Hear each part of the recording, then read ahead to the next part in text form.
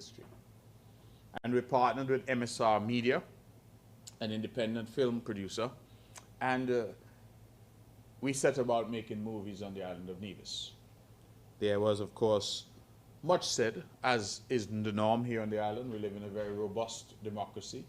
Lots of views are expressed, but at the end of the day, we did what leaders do. We led.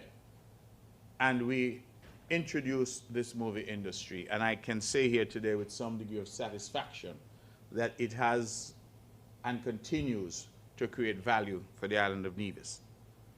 Just on Sunday evening, one of the films produced here by MSR Media, The Island, was screened at NEPAC.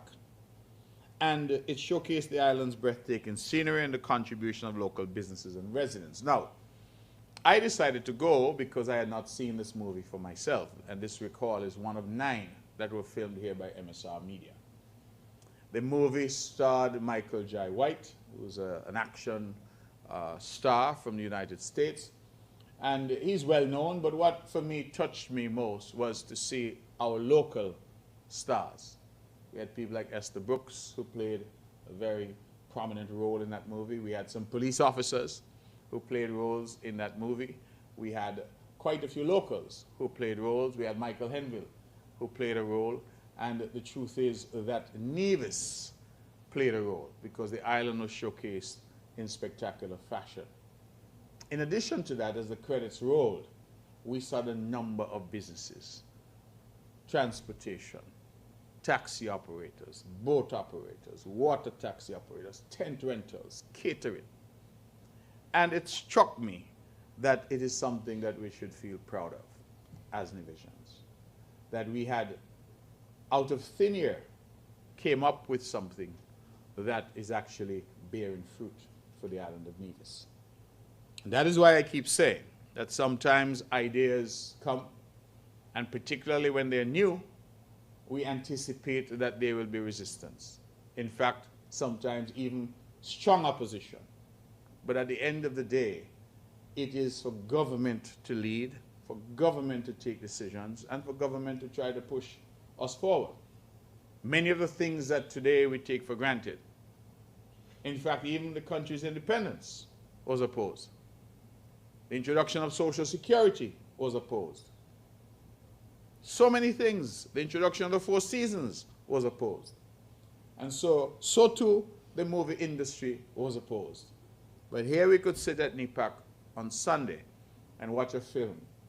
And what impressed me was the spontaneous applause that the audience erupted in when they saw something on the screen that they recognized. Our young doctors were there. They were the doctors on set for the film. And so many names were mentioned in the credits. It showed me a number of things. 1, the pool of talent that we have on the island. 2, the economic impact.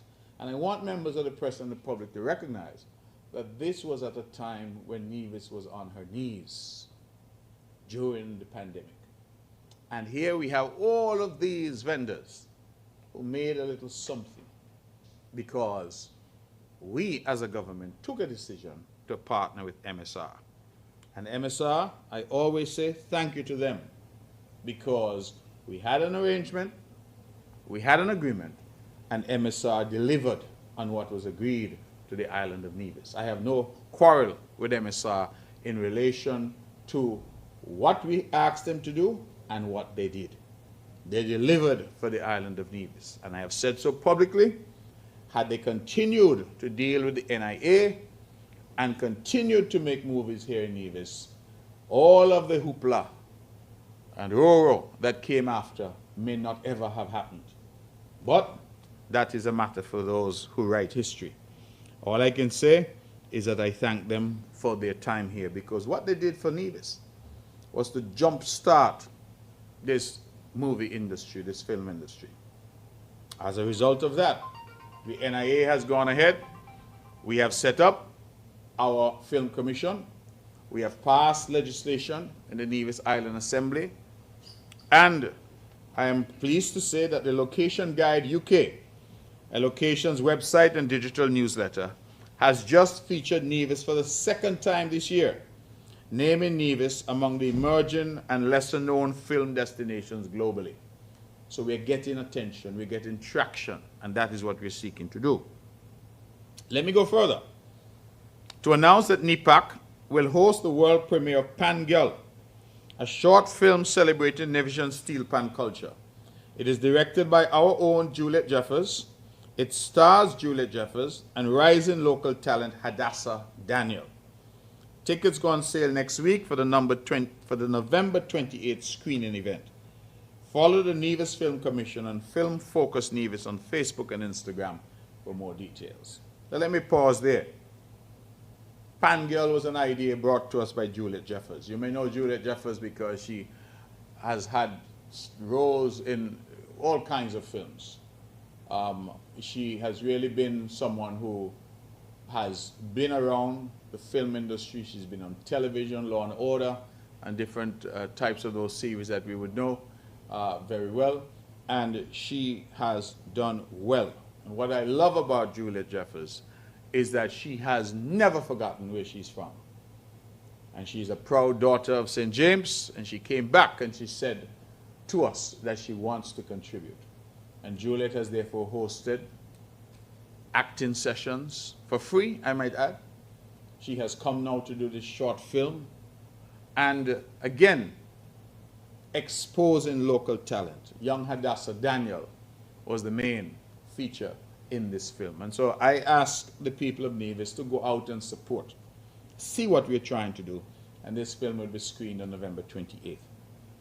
Let me give some more good news, that the Nevis Film Commission has secured yet another full-length feature film. Actress and producer Serafina King, known for her role in the CBS TV network series Criminal Minds, recently visited Nevis to finalize plans for a new romance film set to begin shooting in November. The production will feature 15 to 20 local speaking roles, plus background actors and crew. And again, ladies and gentlemen, just so we all understand the impact, when these folks are here on island, our hotels, our guest houses, our restaurants, our transportation, our taxi drivers, all of those persons, in addition to those who are working in the film industry. You know, when the credits for the island rolled, and I saw art director Vaughn Ansley, you can't take that away. Art director Vaughn Ansley. You saw all of these names that we recognize, our people, our brothers and sisters, being showcased in a fashion that we had not hitherto seen. And so this is the manifestation of good ideas and good policies. And we heard all the negativity, but I will tell you that during the COVID-19 pandemic, when this film industry started, it generated income and jobs for a lot of people. In fact, I would go on record to say, I've said so before, that the Hamilton Beach Resort was kept open as a result of the coming of the film industry. And every month we paid, as government, to keep that resort open so that these folks who came here to make films could live there. And that's the model that we had. But in living there, guess what? The housekeeper who's there makes something. The chefs make something. The gardeners make something. Those who are maintaining the property make something. And so I want our people to understand that these things aren't happenstance. They're well thought through strategies. Because at the end of the day, we agreed to inject up to $150,000 per film.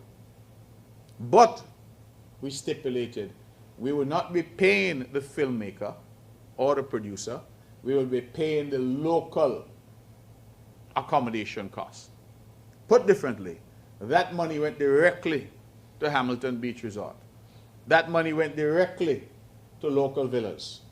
We paid the on-island costs. And when you pay Hamilton Beach, you're also paying the workers at Hamilton Beach. That was a strategy, and that's a strategy that we continue to use. So I want our people definitely to look at that and to see what we are seeking to achieve, and to also see that this is getting traction.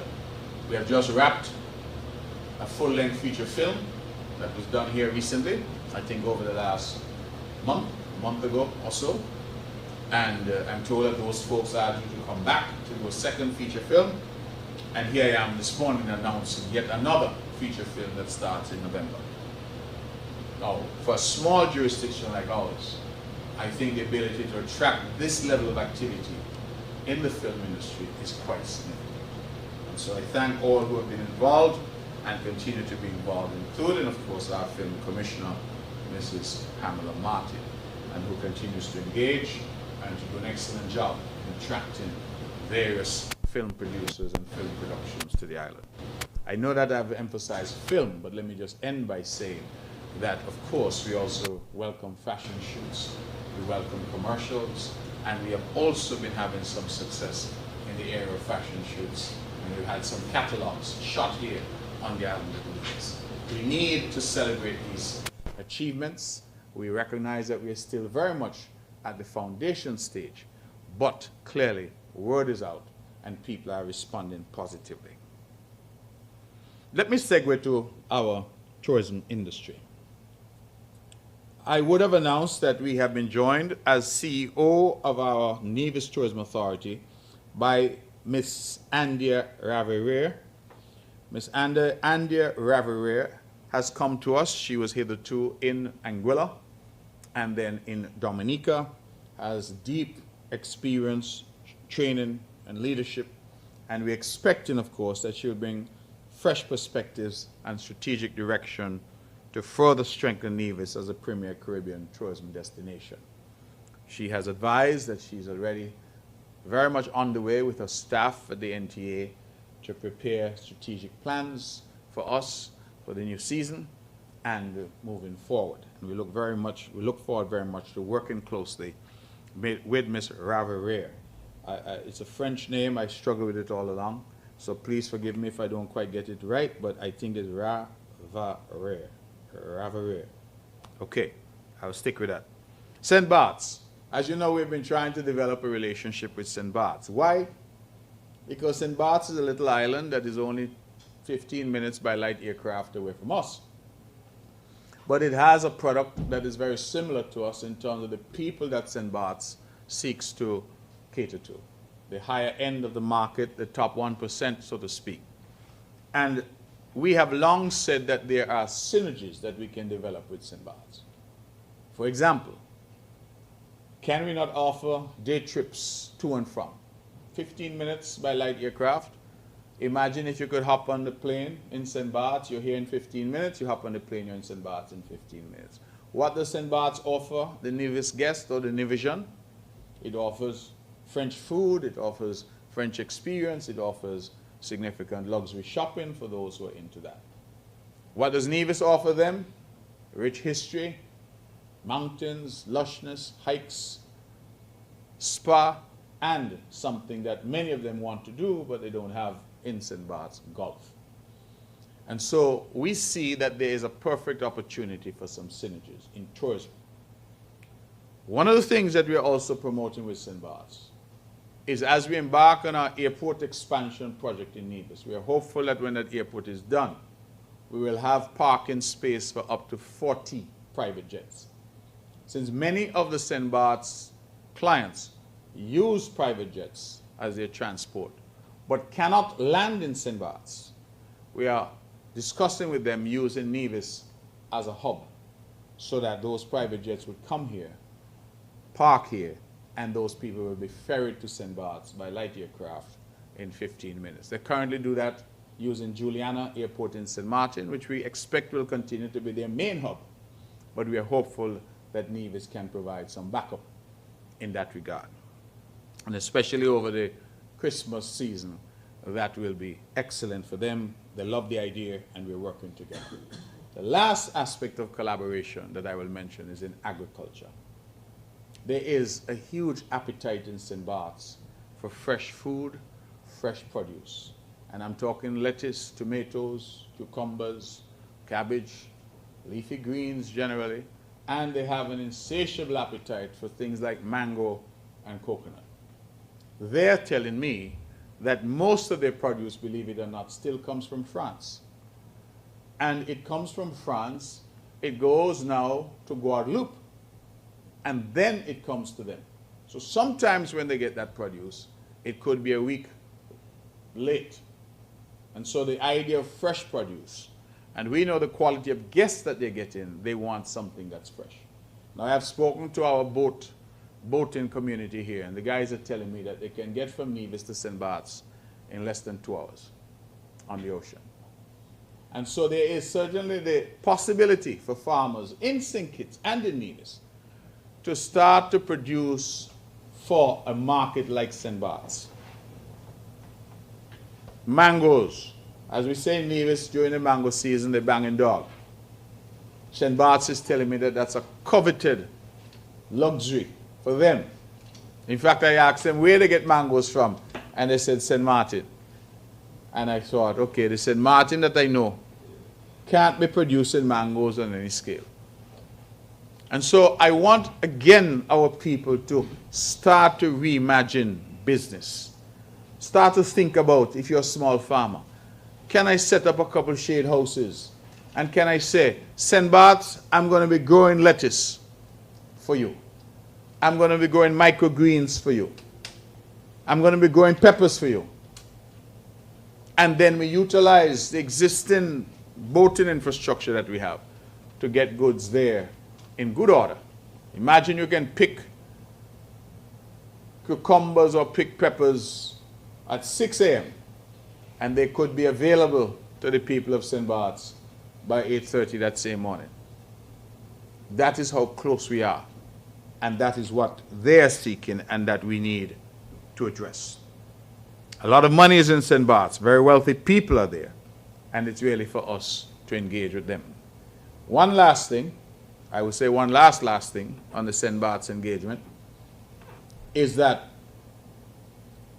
in the summertime, St. Bart's closes down. So their tourism season comes to a hard stop, and then all the hotels close. The people who work there, the people who live there, they too are saying that they would like some place to go for the summer.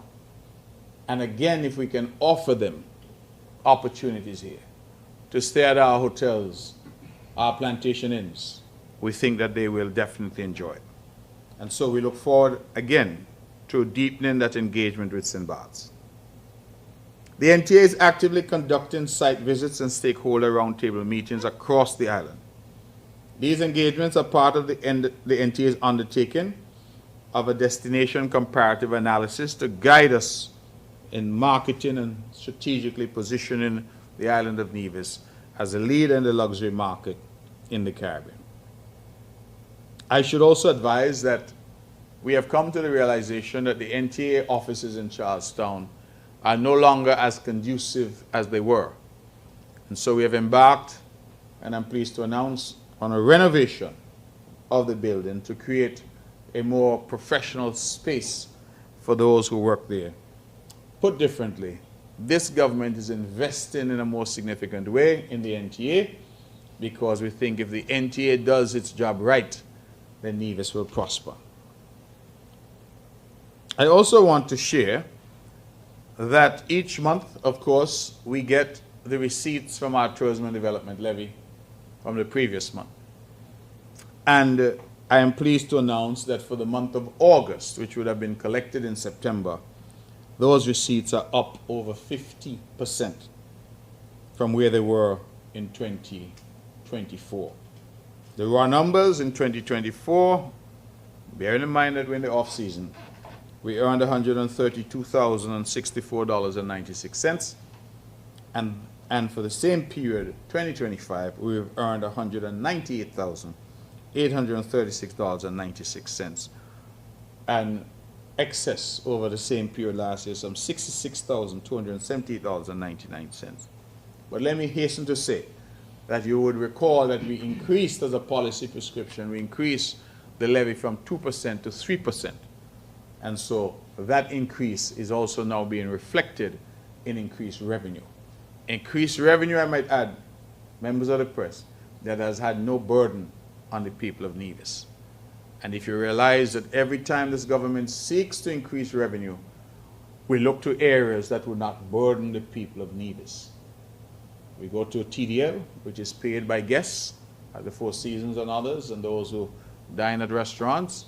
And we go to the financial services sector, where we have tweaked our fees and costs there to try to increase our revenue without there being any burden on our local population.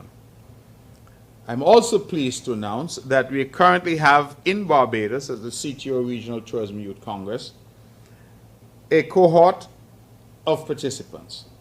Nevis will once again take part in the Caribbean Tourism Organization's annual conference that will be held during the CTO State of the Industry Conference from September 29th to October 3rd in Barbados, as I've said. Representing Nevis at this year's Youth Congress will be Kayla Claxton, a fifth form student at Gingerland Secondary School. She will join 14 other students from across the Caribbean in a roundtable debate where participants take on the role of junior ministers of tourism to present perspectives on key issues affecting the region's tourism sector. One student will, out of the 15, be named Caribbean Junior Minister of Tourism, following deliberations by a panel of judges. Let me pause there to say that Kiana Warner from Nevis was the winner last year, and Kiana Warner followed in the footsteps of two other divisions, Roll J. Williams and what's my friend's name now? Nelia Jones, not Nyla, Nelia Jones. That both of those, Nelia and Roll J, would have won that same competition, and Kiana Warner took it home last year. And Kiana Warner is back in Barbados this year, because as a reigning Caribbean Junior Minister of Tourism, she will serve as the moderator of the Youth Congress and has also been invited to deliver brief remarks at the opening ceremony alongside CTO Secretary General and CEO Donna Regis Prosper on Wednesday, 1st October. This marks an historic first. It is the first time a junior minister of tourism has been invited to address the conference's opening session. And she right here from Little Nevis. You all think Nevis easy? Nevis is not easy. I keep telling everybody. Sometimes I despair, you know, because when I hear some talk about Nevis, Nevis is not easy. Nevis is achieving some great things. Here's young Miss Warner becoming the very first, with all the size of the tourism industry in Jamaica and Barbados and Bahamas. Miss Warner is the first youth junior minister of tourism who has been invited to address this massive conference opening. And I commend her, I commend her teachers, I commend her parents. This is what Nivision excellence looks like. Both Ms. Claxton and Ms. Warner have been working diligently in preparation with support from the Ministry of Tourism. Ms. Tamara Morton, a teacher at the Gingerland Secondary School, has also been working closely with them, and she would have traveled with them to Barbados. We also have with them representatives from the Ministry of Tourism. So we've sent a fairly large delegation to Barbados, and if you're asking why I'm not there, it's because I'm here with you. So they're there doing their job, and I have full confidence that they will do an excellent job. I have very, very high hopes for Ms. Kayla Claxton. She's an impressive young fifth former, and she actually came and gave us a flavor of what she will present to the cabinet, and we really appreciate her enthusiasm and her remarkable ability. Now, as we prepare for the ramping up of the new tourism season, I have had calls from many divisions who are saying that they want to get involved in the taxi business. Many people may work a day job, but they want to do a little taxiing in the evenings. Some are saying, I'm now retired, I want to buy a little taxi and get involved. And the industry is growing, so people are seeing the opportunities. And of course, some who are already in the business are buying additional taxis and expanding their fleet. A critical part of what we do here on the island is what we call taxi training. And those who are aspiring to be taxi drivers must go to the training seminars that we organize. And so I'm pleased to announce that in anticipation of the new season, we're having a taxi training seminar from October 20th to 27th at the Nevis Red Cross building. Training sessions for people who are interested in the taxi business are scheduled to run from 5 to 8 p.m. daily from the 20th to the 27th of October. The aim of the taxi training seminar is to recruit and train new taxi drivers to expand tourism-related employment opportunities. Registration forms are now available at the Ministry of Tourism. We also are doing something for our existing taxi operators. We're having a refresher course for certified taxi operators, and that starts on October 30th at the Malcolm Guichard Recreational Park. We will have sessions that start at 8:30 to noon and then from 1 to 4:30 p.m. All bona fide certified taxi drivers are required to contact the ministry to register to attend either the morning or afternoon session of the refresher training. Refresher courses play an important role in ensuring that our taxi drivers maintain consistency and that they are current and that their professionalism will remain, because as we know, our taxi drivers are usually the first point of contact for many who come to visit our shows. Let me move on, members of the press, to the Ministry of Health, Gender and Social Empowerment, to advise you that the Behavioral Health and Wellness Center will be hosting a series of activities in recognition of World Mental Health. The unit invites you, members of the public, to join them in raising awareness and supporting mental health within our community. And I pause here to say that this government's approach to health is an all-encompassing and comprehensive approach. We are seeking to provide support for our people, for their physical health, their mental health, because we understand very much that without your mental health, your physical health also will suffer. The two are inextricably bound up and connected. And I am very pleased at the work that we've been doing. Many of you may know, members of the press, that we actually have a special purpose facility that we repurposed at Prospect, that we renamed the Behavioral Health and Wellness Center, because we are intent on removing any stigma associated with mental health. We have continued that excellent work, and I want to congratulate the team. The Department of Gender Affairs, in collaboration with the Bank of Nevis and the Finnish Touch, successfully hosted the Grill Master Competition 2025 on Sunday, September 7th at the VOJ in Plainfield. The event featured 6 talented chefs, each demonstrating exceptional culinary skill and creativity. But after a spirited competition, Mr. Damien Pemberton, affectionately known to us as Big Six, captured the title of Grill Master 2025. His impressive victory earned him the honor of representing the Department of Gender Affairs in Palm Bay, Florida on October 18th at the prestigious Dr. Packer Backyard Grill Competition. Dr. Packer is well known to all of us, good fellow from Hannes Road, and he has turned a grill competition into a major event in Palm Bay, Florida. And so, Big Six, Mr. Damien Pemberton, will go to represent, having won that right by winning the Grill Master competition. Incidentally, I'm told that the last person who won this grill competition was also from Nevis, my friend who is a sprinter, Royston Creeley. And so I say congrats to Royston, and I wish Big Six, Mr. Damien Pemberton, all the very best.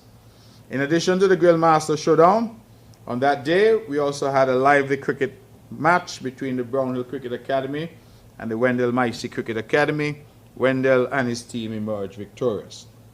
We extend heartfelt thank you to all of the sponsors, the Bank of Nevis, the Finnish Touch, those are the main sponsors, but we also had Nevis Tire World, Carrie Brewery, Prime Realty, and Evaluation Services. We congratulate them all and thank them for their partnership.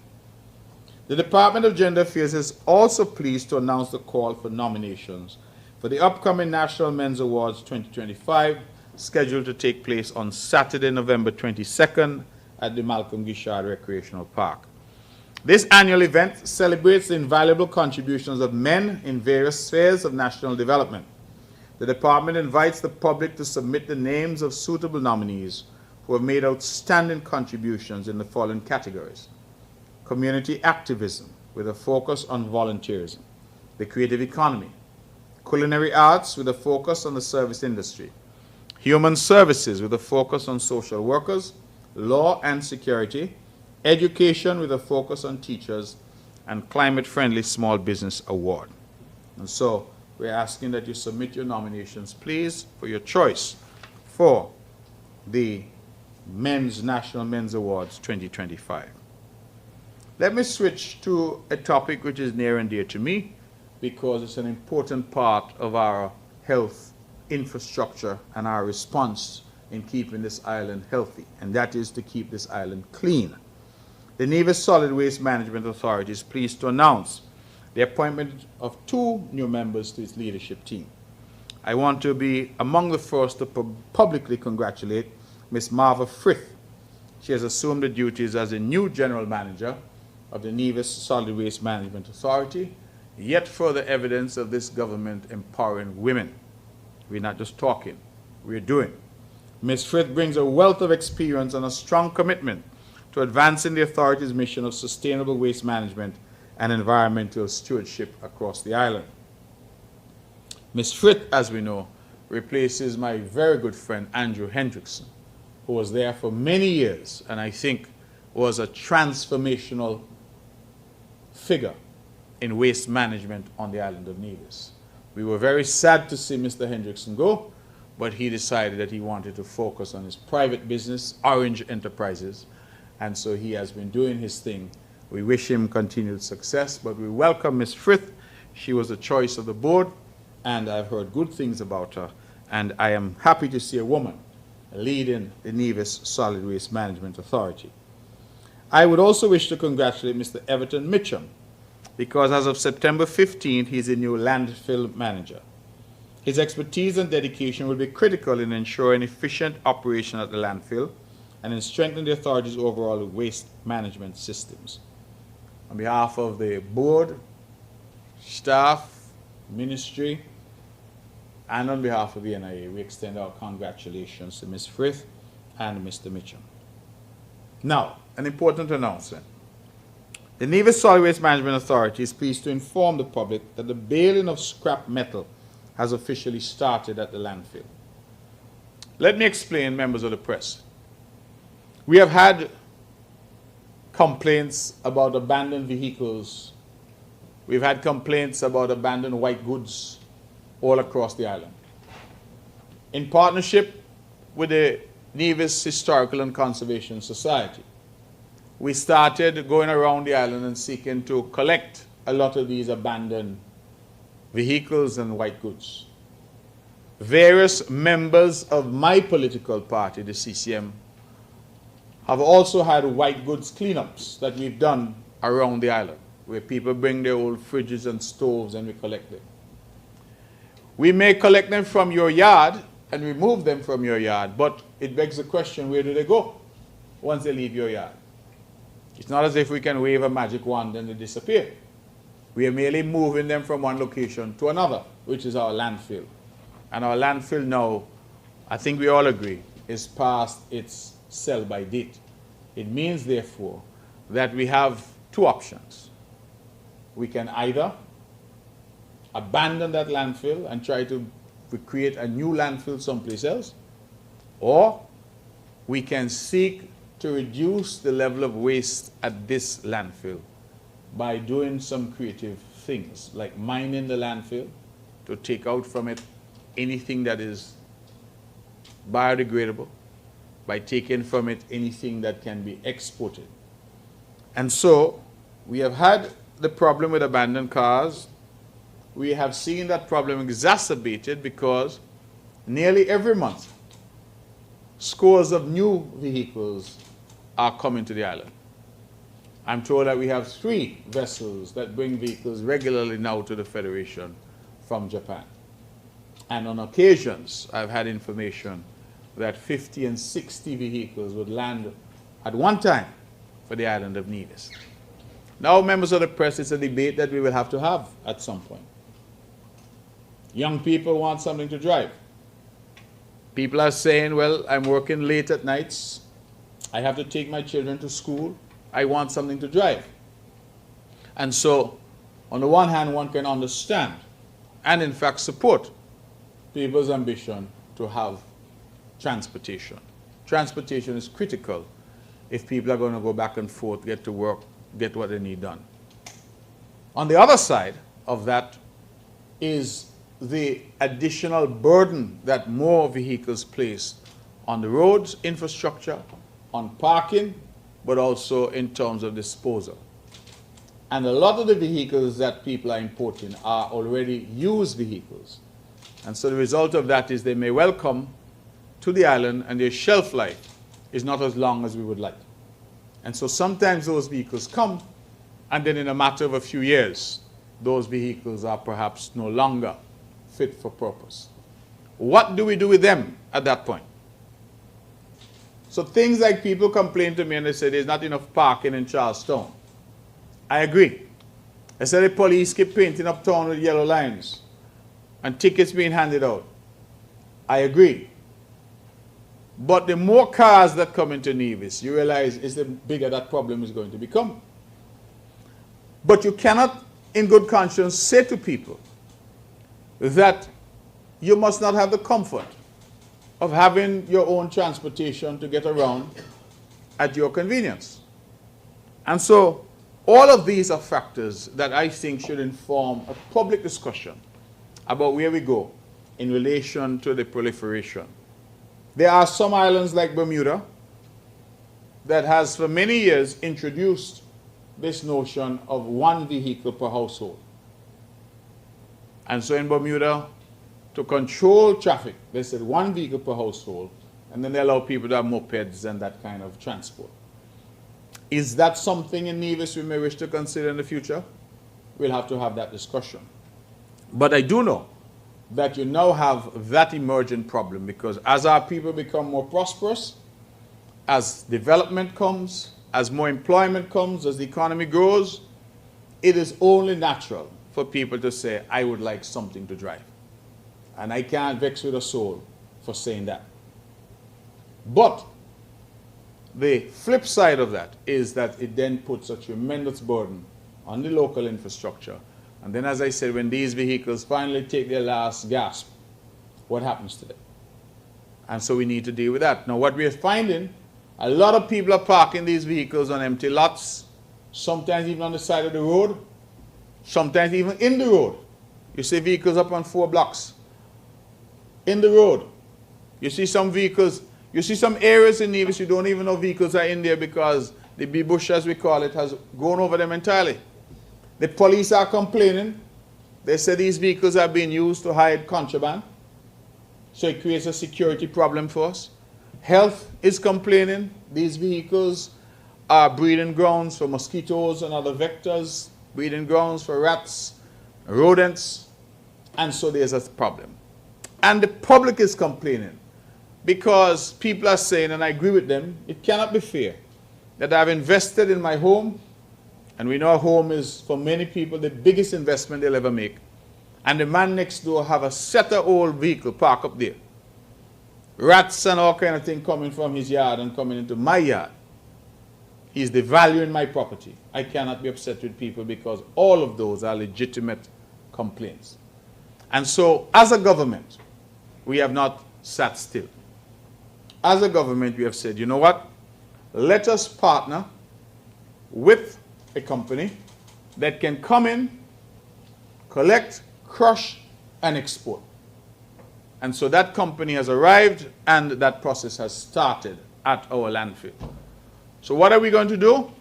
We have already a number of vehicles, abandoned old derelict vehicles, and white goods at the landfill.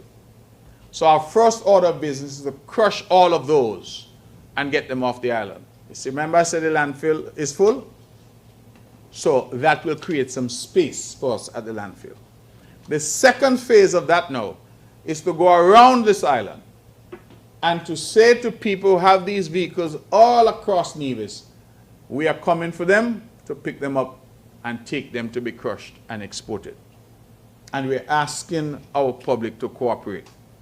Because some of you may not believe it, but a lot of these people who have scores of these abandoned vehicles on their property are not prepared to part with them, notwithstanding the nuisance that they are creating.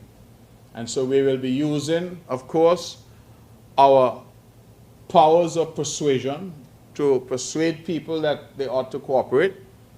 And we're hoping not to, but where necessary, we'll use the powers given to us by law to collect and get those vehicles off the island of Nevis. So I'm asking you, members of the press, to help me to spread the word, because I think this is an excellent initiative that, if done right, will ensure that this island continues to live up to its billing of Nevis Nice. The Seniors Division is gearing up for their month of older persons this October. Based on the theme, Older Persons Driving Local and Global Action, our aspirations, our well-being, and our rights.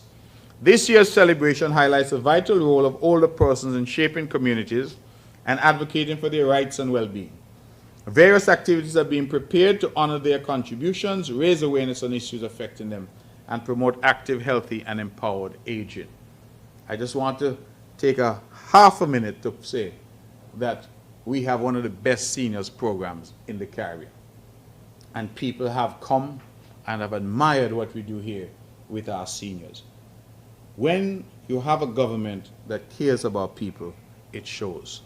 And that is what is happening here with our seniors. Our seniors are playing pan. They are being taken out on excursions. They are engaged in sporting activities, wholesome activities. Growing old in Nevis now is not some lonely exercise. We have support systems that we put in place for our seniors. And we continue to celebrate them because you and I now stand on the foundation that they would have built. The Department of Community Development also hosted the annual Unsung Heroes Awards ceremony on Thursday, September 11th at the MGR Park. The event honored individuals who selflessly contribute to their communities without seeking recognition. They are unsung. They're pillars of our community in terms of the strength of our societies, often working behind the scenes with a profound and lasting impact. Our nominees and awardees, this year were my friend, Mr. Joseph Joe Claxton. He is from the great parish of St. John's, and he has preserved Nevisian culture through dance, music, and mentorship, ensuring traditions like Lancer and Cakewalk live on. Mr. Orin Perkins, who is Nevis's pharmacist. St. Paul's Parish. A trusted pharmacist, he has guided generations with his wisdom, building a healthy and more informed society. I don't believe anybody in Nevis who has ever been sick doesn't know Mr. Perkins. We had Miss Pamela Pam Barry of St. George's Parish. She has empowered Gingerland through environmental initiatives, sport, and education, embodying generosity and vision. And Pam, of course, was one of the driving forces behind the Golden Rock Plantation Inn. We had Mr. Addison Jeffers of St. James Parish. He has served as more than a postman, a true community servant, consistently showing kindness and dependability in many areas. And members of the press, if you know how the post officers work in Nevis, you know that they run errands for the people in the neighborhood. They drop off something, they buy something, they drop in by the supermarket and pick up something. They are truly unsung heroes, and we salute Mr. Jeffers. And then we had Miss Tamara Tammy Farrell of St. Thomas's Parish, who has spent 30 years championing festivals, cleanups, youth engagement, environmental preservation, leaving a legacy of sustainable grassroots leadership. We say kudos to Tammy and, of course, to all of those who would have contributed so significantly and who were justly recognized for their contribution. We are reminded by these honorees that real progress is made by ordinary people doing extraordinary things. And so we congratulate them all. Let me just end this aspect by expressing our heartfelt gratitude to Hearts and Hands of Nevis for their generous donation of essential items, including a lift, wheelchairs, bath chairs, walkers, and 7 boxes of incontinence supplies. Hearts and Hands is one of our diaspora organizations operating largely in New York. And we extend special thanks to Dr. Tiffany Queely-Morrell for her invaluable support in coordinating the delivery of these items to Nevis. The items were shared with the hospital, the Flamboyant Nursing Home, and the St. George's Seniors Home. So when we get supplies, I want those out there who are minded to donate to know that we share those supplies. In fact, we've gone further on occasions and shared with individuals in their homes as well. Yesterday, I was privileged to journey to our sister St. Kitts. We're at the Marriott Resort. The Caribbean Week of Agriculture commenced with a grand opening ceremony. That Caribbean Week of Agriculture will be held from the 29th of September to 3rd October under the theme Sowing Change, Harvesting Resilience, Transforming Our Caribbean Food Systems for 2025 and beyond. I extend my warm welcome to delegates, policymakers, farmers, and stakeholders from across the region, and I hope that they have a good time here whilst also contributing to food security in our region. The Department of Marine Resources held a FAD, Fish Aggregating Device Construction Workshop on Saturday, 27 September to promote deep sea fishing, a sustainable fishing method. And that department will also be leading a mangrove tree planting initiative on 28 October to restore vital coastal habitats. This effort contributes to shoreline protection, biodiversity support, and carbon sequestration. Let me move quickly to the Department of Sports, Education, Sports, Library Services, Information Technology, and Youth. The Department of Sports continues to make strides in promoting health, wellness, and community engagement through sport, and recently successfully hosted a 5K club run on September 20th. The 5K run attracted a diverse field of competitors from across the island. A total of 73 participants took to the course from Cotton Ground to Reliable Motors in Charlestown. The event showcased the growing interest in recreational and competitive running on Nevis and highlighted the importance of physical activity in building a healthy community. The team category was won by Immortals Track Club, with Over the Top Track Club and A1 Titans taking second and third place respectively. The individual category went as follows. Shandon Burton was first, Najib Kelly second, and Trevon Hanley third. We would wish to go on record to thank Reliable Motors Nevis and Salt Sinkers Nevis for sponsoring this initiative, and to say to runners and aficionados of running that this run is the first in a series, and so look out for the dates for the others. The primary schools, we are introducing in a big way football. For our colleagues from the press who are here from St. Kitts, we know that St. Kitts has dominated the football scene for a long time. Nevis is trying to play catch up. You have moved ahead of us in football. We have always been ahead of you in cricket, let me just say, but you have moved ahead of us in football, and we're trying to catch up. And I'm very proud of the program that has been instituted in our schools here on the island of Nevis. And as a lead up to the 2025 football season, the Department of Sports and Education hosted a Soccerama involving 9 of the 10 primary schools. The St. Thomas's Primary School, a sporting champion, sporting powerhouse, they emerged champions of that. And that was a segue to the St. Kitts, Nevis, Anguilla National Bank Primary Schools Football Tournament, which will commence on Friday, 3rd October at 2:30 p.m. All 10 primary schools in Nevis will be involved, and games will be played during the week on Tuesdays, Fridays, and Sundays. All weekday games will begin at 3:30 p.m. and weekend games begin at 4 p.m. It will be a month-long competition. We encourage you, please, to go out and support our young footballers. Let me extend congratulations to some athletes that performed well during the period. I want to take the opportunity to congratulate the following teams and individuals. The Eastern Cricket Club, they won the Nevis Cricket Association Division 2 2020 tournament. The All-Stars Cricket Club, they won the Nevis Cricket Association Division 1 2020 tournament. The St. Kitts Nevis Under-13 girls football team for winning the TDS series versus Anguilla. And special congratulations to the 3 young girls from Nevis who played a pivotal role in the success in Zion France from CSS, Akelia Herman from GSS, and Rone Isles from the St. Thomas's Primary. Let me move quickly to another program that we're quite proud of in Nevis, and that is the swim program. Some years ago, this government recognizing that many of our people in Nevis cannot swim. Appears odd for an island that is surrounded by water. Well, one would say all islands are surrounded by water. But a lot of our people can't swim. Part of that, I think, is still the existing trauma from the Christina disaster, way back on August 1st, 1970. And we, and I know I can speak as a boy, parents told you, stay away from the sea. You will drown. And so a lot of us grew up dreading the ocean, not swimming, and then not having facilities on land, that is pools, where we could learn to swim.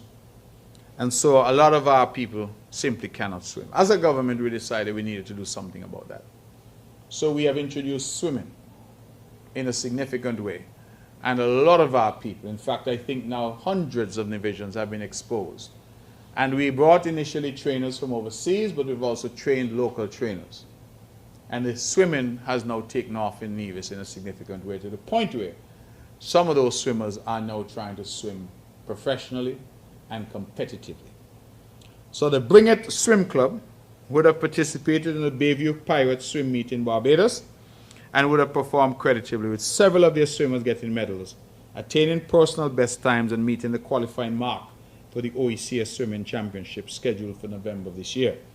We must highlight Tiadrain Truss, I think they call him Tiger, who captured 3 silver medals in the age 9 to 10 category of the 100-meter freestyle, 50-meter freestyle, and 50-meter breaststroke.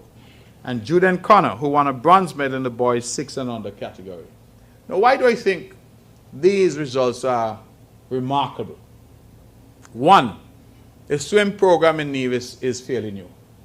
As I said, these programs have flowed out of the government's initiative to teach our people to swim. But two, these youngsters are competing regionally and internationally without the benefit of the necessary infrastructure.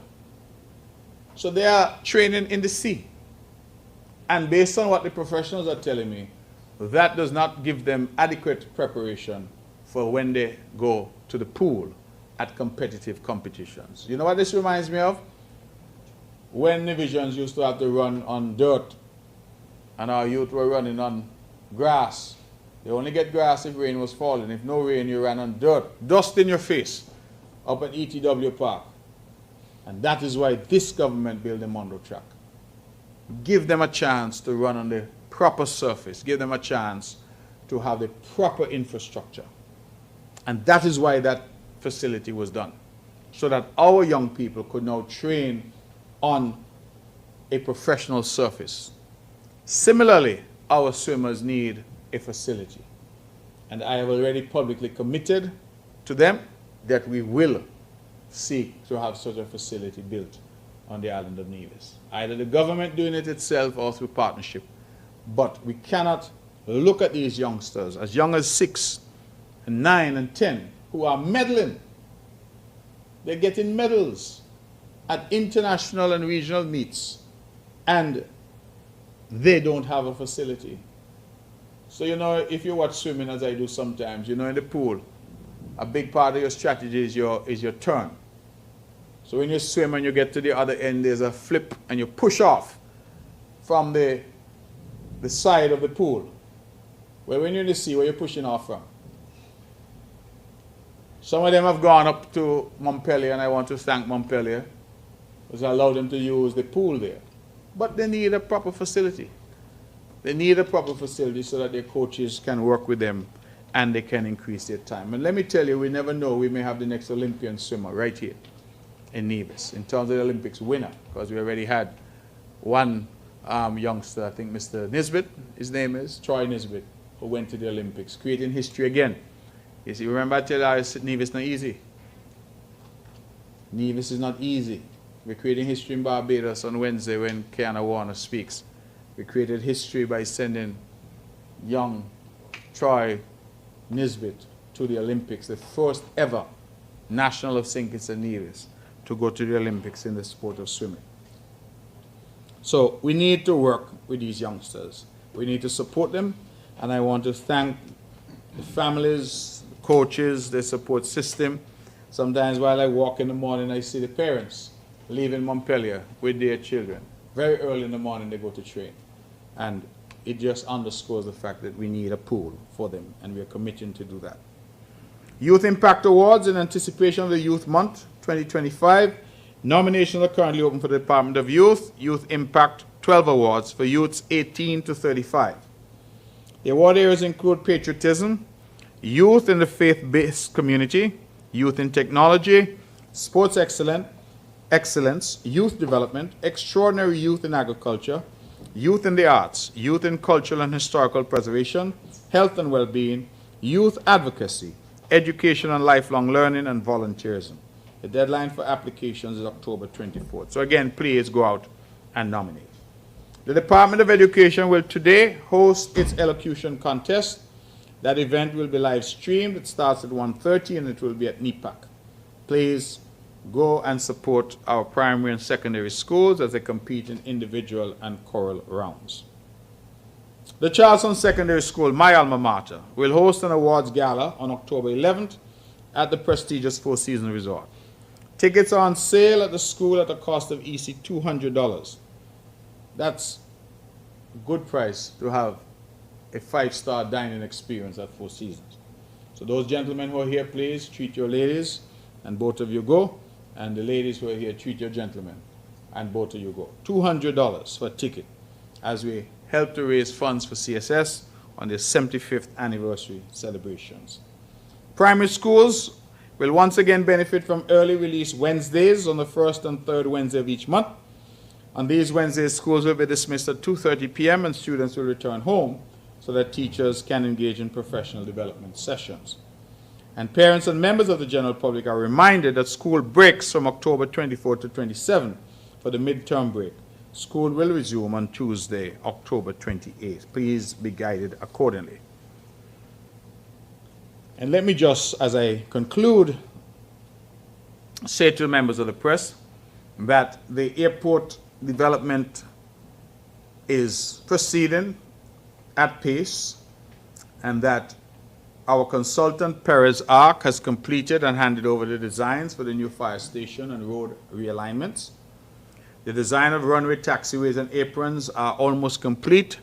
Our consultant is awaiting the results of some geotechnical investigations recently conducted, with some other type tests to be carried out shortly. And the design of the expansion to the terminal building itself and of a new cargo facility are also nearly complete. In terms of land acquisition, we continue to pay out landowners, and the planning process is engaged, and we hope to be able to respond to whatever concerns our planning department may have in relation to this project, so that we can move forward with some alacrity to break ground and have this project delivered within the time frame, which is 18 to 24 months.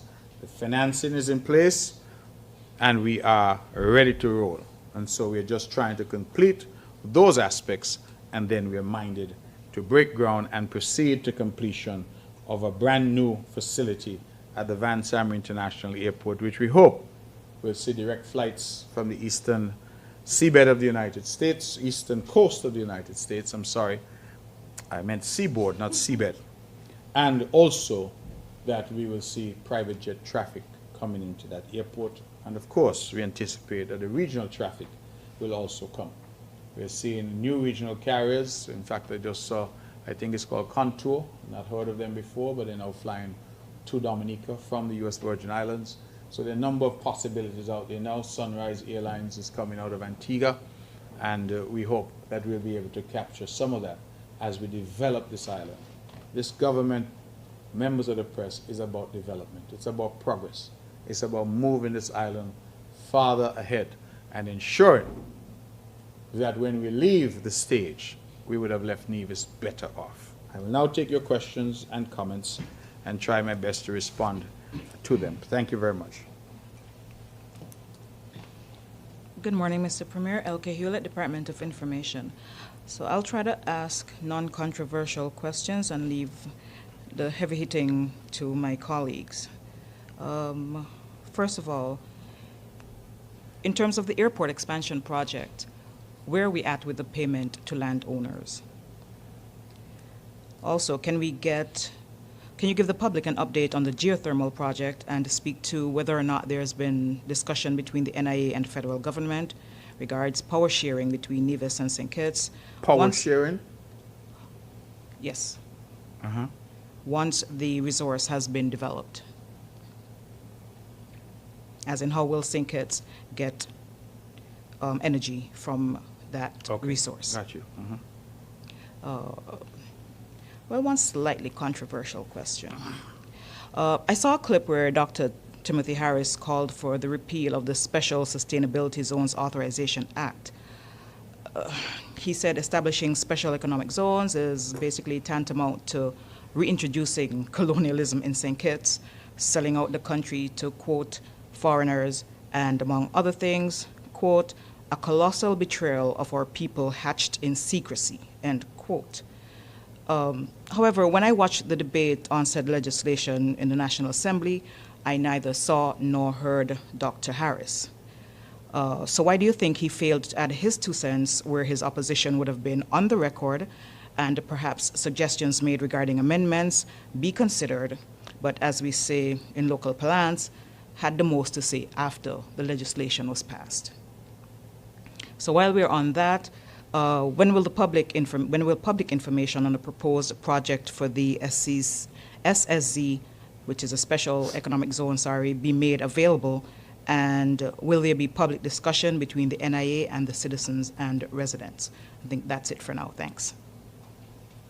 Thank you, Ms. Hewlett. Payment to landowners is proceeding. I sought to end my monologue earlier by saying that we are still in the process. My understanding is that landowners have largely agreed, and so it's just a question of executing the necessary transfer documents and paying them. We have done one very significant transaction already, covering I think about 18 acres. That is completed, and I think one smaller transaction has been done in terms of completion, and the others are all pending. As you know, we would have secured funding assisted by the federal government from the National Bank for the purpose of acquisition. And so we are in that process very much so. The legal department would have confirmed that we are awaiting the completion on those. Geothermal project, my latest update on geothermal is that, as you know, we had 5 significant players who bid on the production well drilling phase.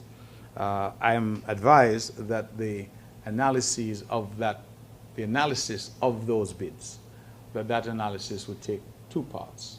The first part was to evaluate the bids from a technical point of view, and the second part is to evaluate those bids from a financial point of view. The technical evaluation is complete, but again, because we're getting funding from different sources, including the Caribbean Development Bank, the conclusions of that technical evaluation had to be sent to the CDB, Caribbean Development Bank, in Barbados, so that they can then cast their eyes over the process to ensure that the process was fair and transparent and consistent with their rules, and they then would have to send what is called a no objection to the conclusions of that process. Now, that no objection has to happen before they can do the second aspect, which is the financial evaluation. And I'm told as of this morning that that no objection has not yet been received, but that we expect that we will receive it very shortly. There were some questions that had to be responded to. Once we have that, we then immediately move to the financial evaluation, and then we will have an overall position in terms of the rankings and the ratings to determine which of these entities.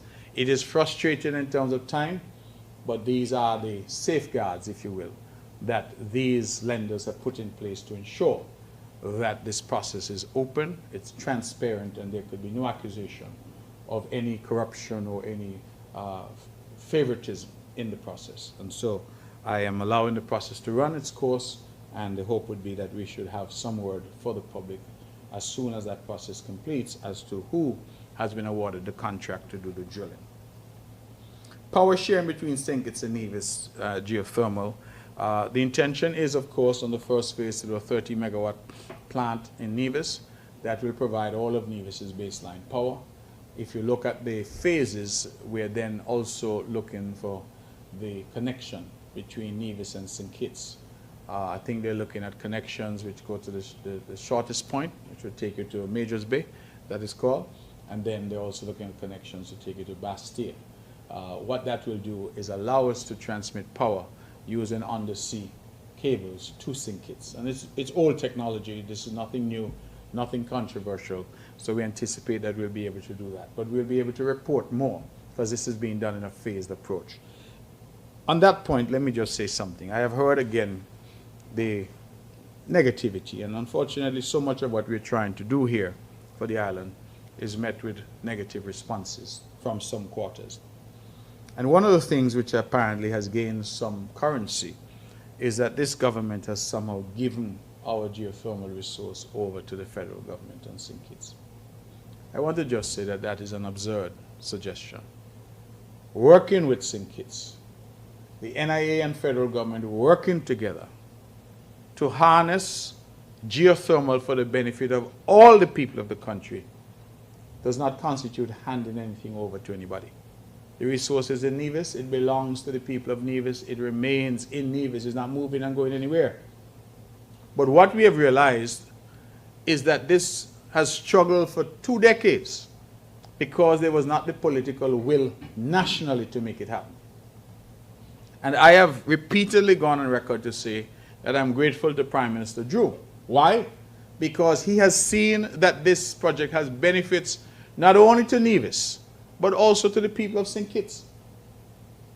That is not only the man in Gingerland who's going to get cheaper, cleaner energy, but the man in Frigate Bay and the man in Newtown as well. And because he has seen that, he has been prepared to step forward and say, listen, let's do this project. Let me point out that even though Nevis and the NIA would have negotiated through NEVLEC with the CDB for that $17 million that we received, we could not finalize it without the signature of the Prime Minister and Minister of Finance of the Federation. CDB will talk to us, but at the end of the day, when it comes to finalizing those types of arrangements, the federal government has to give its support. Similarly, in relation to the Saudi Fund for Development, which has offered us $20 million, that again could not have happened without the involvement of the federal administration, because as you know, Nevis and the NIA do not have international standing. In fact, he's here, P.S. Wakely Daniel. He traveled with the Prime Minister to Riyadh, Saudi Arabia. And he, P.S. Daniel, I hope history will be kind to him, was the one who made a presentation to the Saudis on the Nevis geothermal project that persuaded them to give us $20 million for this project. So again, the federal government has been involved, and their involvement has allowed us to reach this far where we are. It's no question about any selling out or giving anything over to anybody. It's cooperation. And I keep saying to the people of Nevis that we can continue with the approach that we've taken and get nothing achieved, or we can work as a country and get much achieved. The choice is ours. There's some people who argue and say they would prefer to own 100% of nothing. There are others who say, I would prefer to own a percentage of something. And that, I think, is an important lesson for us in terms of just how we think and how we approach these things. So I want to categorically refute any suggestion that Nevis has handed over anything to anyone. We're working together, and cooperation is not capitulation. Two different concepts altogether. You mentioned Dr. Harris. I tend not to spend too much time discussing Dr. Harris, but I too heard some comments that he made about the sustainable zone legislation. And I actually cast my mind back, and lest I did not recollect correctly, I checked with colleagues. And on the day in question, which was August 11th, in the year of our Lord 2025, Dr. Harris came to the Parliament as the representative of the proud people of St. Christopher 7. But Dr. Harris sat down, he fixed his jacket, and then within 5 minutes he got up, picked up his bag and left. And he never came back. And so when I hear all these comments now being made at various fora, I confess that I am amused and bemused. Because people elect us to go to Parliament That's where laws are passed. Laws are not passed by the rum shop. They're not passed in press conferences. They're passed in the parliament. And so if he or anybody else had strong views one way or the other on a bit of legislation, we're better to record those views than in the parliament, because it's in the parliament those views can and perhaps lead to changes to the legislation. So you had the chance to speak in the parliament. You spent less than 5 minutes and left and went about your business. And then after the law is passed, and you hear some people grumbling, you jump on that bandwagon and you start to say the law is a bad law. And the law is selling out to foreigners.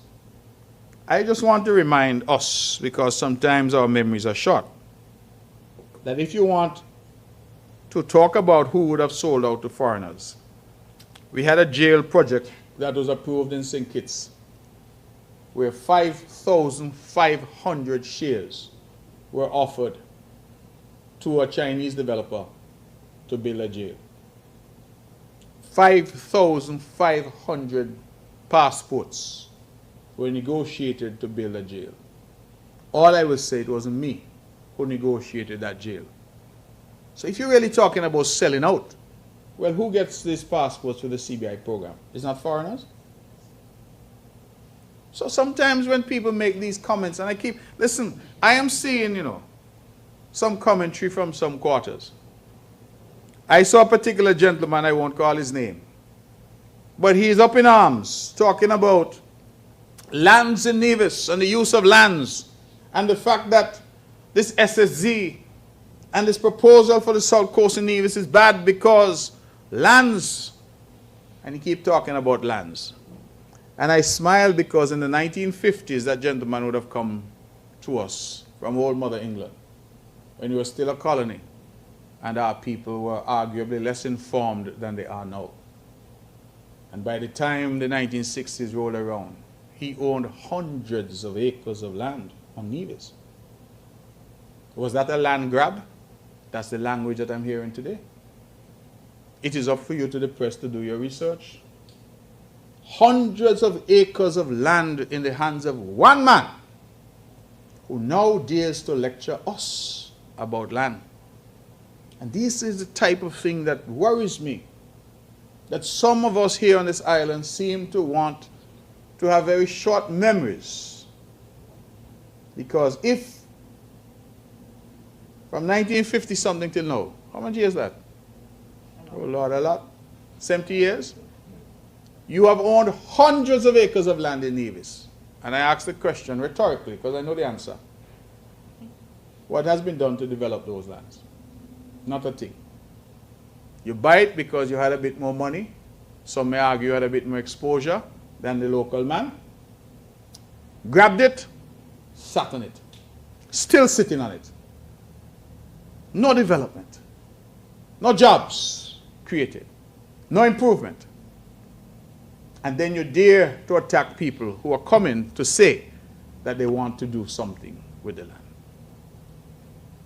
We have to have some hard conversations here in this island, And I don't believe, because I've said as I get old, I'm trying to be kinder and gentler, but don't believe that I will shy away from having those hard conversations, because too many people are involved in trying to mislead the people of Nevis.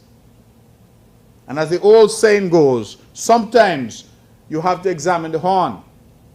You have to sometimes look to see who's making these arguments, to determine whether or not they have some ulterior and hidden motives for the arguments that they're making. Because I can't see how an Englishman is going to instruct Nevisians about their land when he himself grabbed as much as he could get in the days when you and I and our forefathers, well, I wasn't around yet, but I'm pretty sure that our forefathers at the time didn't understand title and land and what land means and all of these things. And they came here with the limited knowledge that they had, and they grabbed whole estates,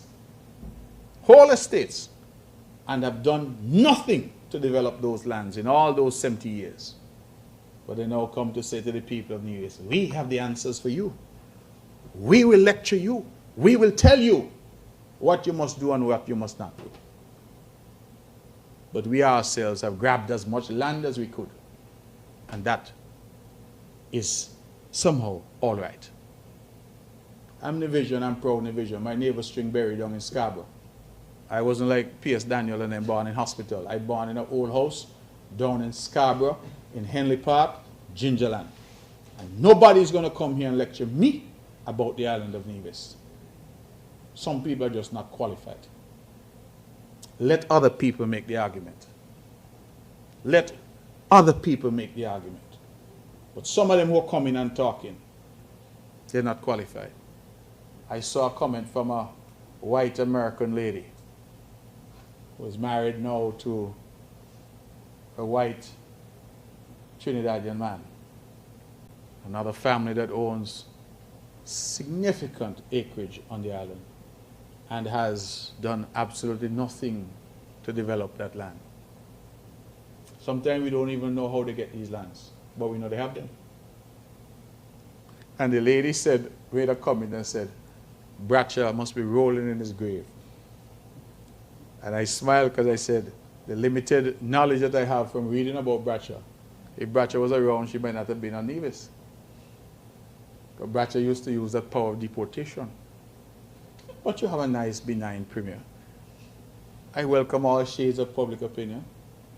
But sometimes, you know, people misinterpret your generosity of spirit for weakness.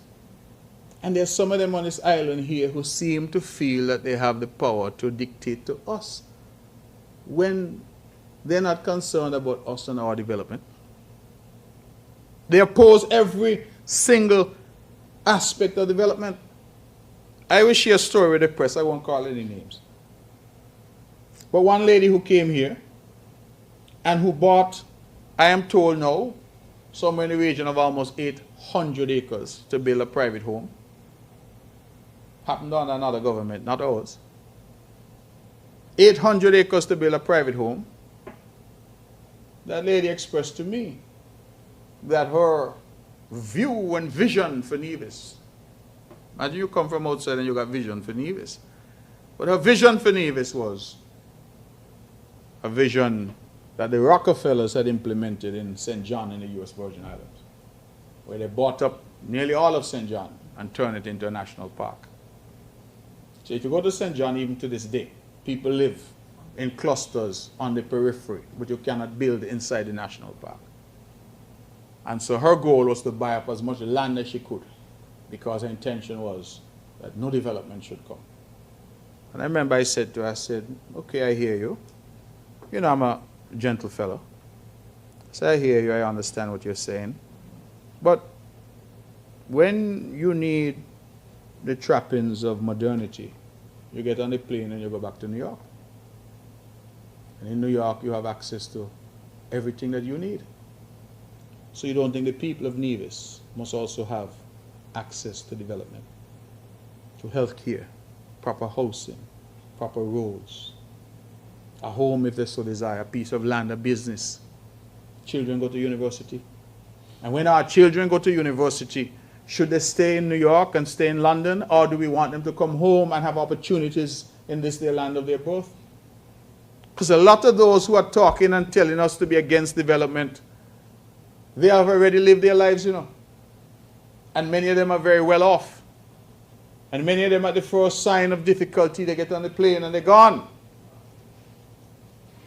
We, the people of Nevis, must have the debates in Nevis. We must decide what happens in this island. And I'm very mistrustful of those who come to tell us that they have answers for us. When you look at them and what they've done, we have not seen any benefits commensurate to the level of land. And you talk about land grab, those are land grabs. Because land grab to me is when you grab and you don't do anything with it. You sit down on it. But if you grab a piece of land and you develop it so that people can get jobs and the economy can move forward, then I would not describe that as a land grab. I describe that as investment. It is advancing our economy and advancing our island. I've probably gone on a bit long, but you did ask me about Dr. Harris, and I just, if I may be allowed to advise Dr. Harris. you know, for whatever days he has left in the Parliament. I just believe that he should focus on coming to Parliament and making his case in Parliament. He is, among all the parliamentarians, the one who is most absent. And that morning on August 11th, when we had the SSG legislation to debate, he just walked in to mark his name. You know, sometimes you went to school and you say, present teacher, and then you're gone out in the yard. That's what he did. So I don't really want to hear no from you, because when you had the chance, you could have come in and perhaps his comments would have led to changes to the legislation. And then this idea about selling out to foreigners. Anytime I hear Dr. Harris say anything about foreigners and selling out, I just remind him that Chinese jail. There was no bigger sellout in the history of this island than that Chinese jail. That he made the decision. Lest you accuse me that I was in his cabinet, I was out in the yard when that decision was made. Public information on the SSZ, I can confirm two things, well, three things for the press. One, the developers have advised that they will, in short order, be making information available to the public as to the nature of their development. I thought it was important that they provide the information and then we get involved in a public discussion. And then on the SSZ and this proposed development, I've already invited some stakeholder groups, the Chamber of Commerce, and not just the Nevis chapter, but the wider chamber, St. Kitts and Nevis. I've invited them to a meeting. The churches I've invited to a meeting, and the Hotel and Tourism Association, forgive me, I've invited to a meeting. I would want to have a meeting with those key stakeholders and then have meetings with a wider community of Nevis. In the interim, I'm told that there's a website that is destiny.com where the developers will be uploading information that is on them. It is for them to do. But insofar as I'm concerned, the government does intend to engage with those stakeholder groups. I should also advise further that I have formally written to the members of the opposition in the Nevis Island Assembly, Dr. Janice Daniel Hodge, and, the Honorable Dr. Janice Daniel Hodge and the Honorable Cleone Stapleton Simmons, inviting them to nominate a member to the monitoring oversight body that this government intends to put in place to monitor compliance by any zone operator that is to come, that zone operator does what is agreed and what is set out. As you know, under Section 9, I think, of the legislation, the Premier has the authority to do that for the island of Nevis, as does the Prime Minister in the island of St. Kitts. I have decided to exercise that authority, and I've already invited the opposition to nominate a member to be on that oversight body. That member we have set out should be someone who has some expertise in law, project management, the environment, finance. We've set out a number of heads. Put differently, I don't just want somebody to send me a political hack. They have to be people who can contribute in a meaningful way to that monitoring committee that we hope to install. So we already initiated that process, and we'll see how that goes. But the opposition, of course, can be represented if they so choose. The invitation has been extended to them. Any other questions for me?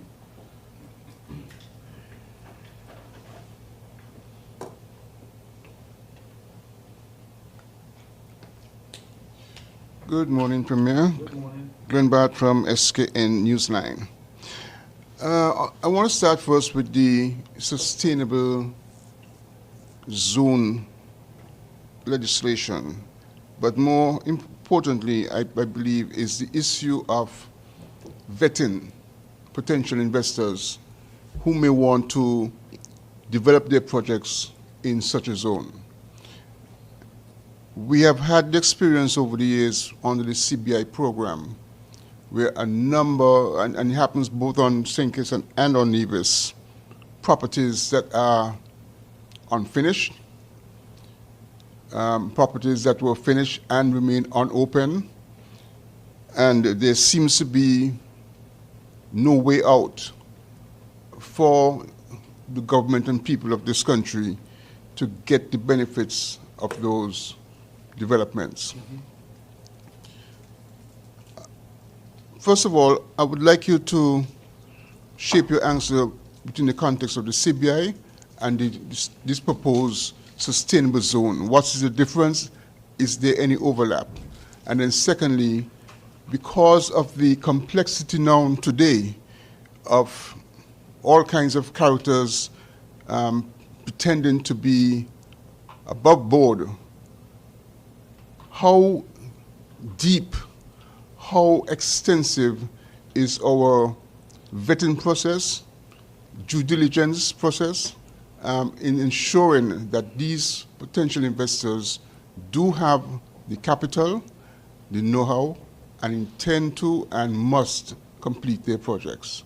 Right? Secondly, with regards to the discussions that was going on between the NIA and the federal government with regards to the fair share and the report coming out of the World Bank, I remember you indicated that there was some statistical information that you were not quite comfortable with. Could you explain what has happened since then, and is any progress being made? I'll start with those two first. Mr. Barr, thank you very much for your questions. Vetting of investors is critical. And I can tell you that the NIA has, as a practice, tried to run investors through established vetting agencies that we do business with. As you know, the NIA has developed quite a robust financial services sector. And that sector requires vetting, due diligence, know your client as essential pillars of that sector. So we have a framework already that we would ordinarily use to run potential. So if Glenn Barth were to come, we run Glenn Barth through that system. You say how deep it is, we rely on third parties. So it's kind of difficult for me to answer that because it really depends on the professionalism of the third party that we're relying on. But we do rely on third parties. In relation to CBI, I know they've gone further because they also rely on the process. I think it's called Impacts, but it's out of Barbados, where the US and the Canadians and the Brits, they all participate. And I'm told that they run applicants through that system as well, so that if Canada or the US or any of them flags them, then there is a problem, right?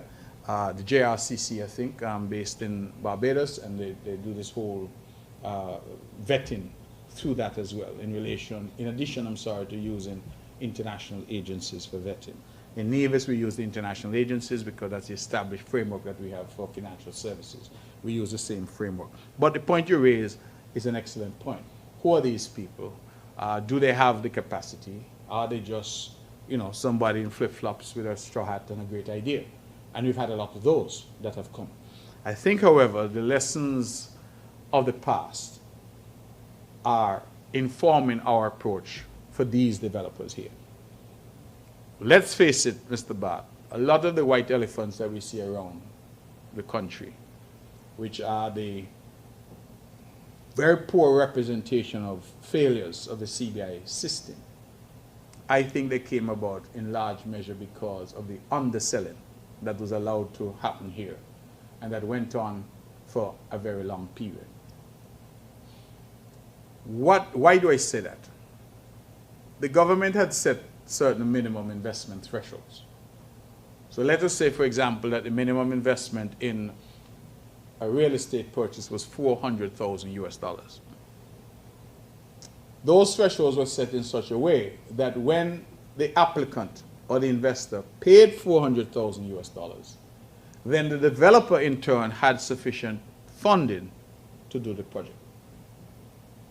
Bear in mind that a lot of these projects, the people did not come with any funding of their own, or perhaps just minimal funding. They were depending on sales in order to fund the development. And that model is fine, provided that you have sufficient revenue from those sales to do the project. What we have discovered is that a lot of projects in both St. Kitts and Nevis have been sold out, but there's no money to finish the project. And that is because we started this process of allowing people to sell off plan. So Mr. Wakely Daniel wants to invest, and he's buying condo 3A as it's represented on the plan.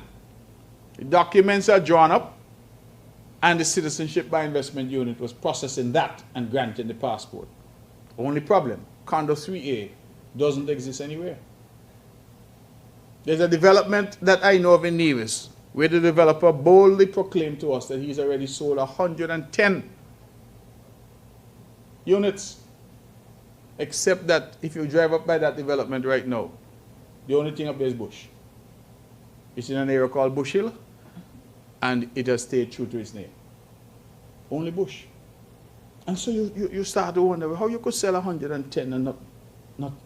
So what if one of those investors decide to come to see their villa? Decide they're going to take a trip to Nevis because I want to stay in my condo. And when you're looking for the condo looking for you. Because it doesn't exist.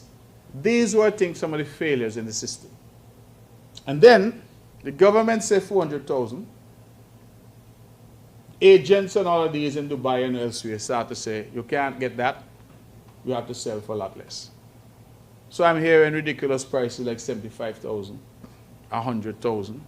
That's what people are selling for. Now, if you're selling at that price, you then do not have the resources to actually do the construction and to finish these projects. So that was a fundamental problem. Many were not prepared to maybe stand up and own it. But that is what I see led to the difficulty of all of these unfinished projects. If you check them, Mr. Bart, I'm sure you'll find that a lot of these unfinished projects have been sold out, meaning they have nothing else to sell. But the projects are standing there. That is why we discovered that some developers were trying to do multiple developments because they were trying to take from Peter to pay Paul. They always wanted product in the pipeline to sell. Because once you're selling off paper, here's my example. Condo 3A only exists on a plan. But you sell Condo 3A, you then take that money now to try and finish something else that you're doing in another development, and so you constantly need to be selling more. In a very real way, it is reminiscent of the Ponzi scheme. And that really was what was happening. The system had to be cleaned up. And that is a difficulty. Now, as I said, we have learned. So this particular developer that wants to do a development on the South Coast, and let me just emphasize that the NIA has not yet agreed to anything. We have been engaged in a process, very elaborate, detailed process of negotiations with this developer, but we have not yet agreed on anything. So you've heard a lot of commentary made, and I can't speak to what people are out there saying. I can only speak to the negotiations which the NIA has had.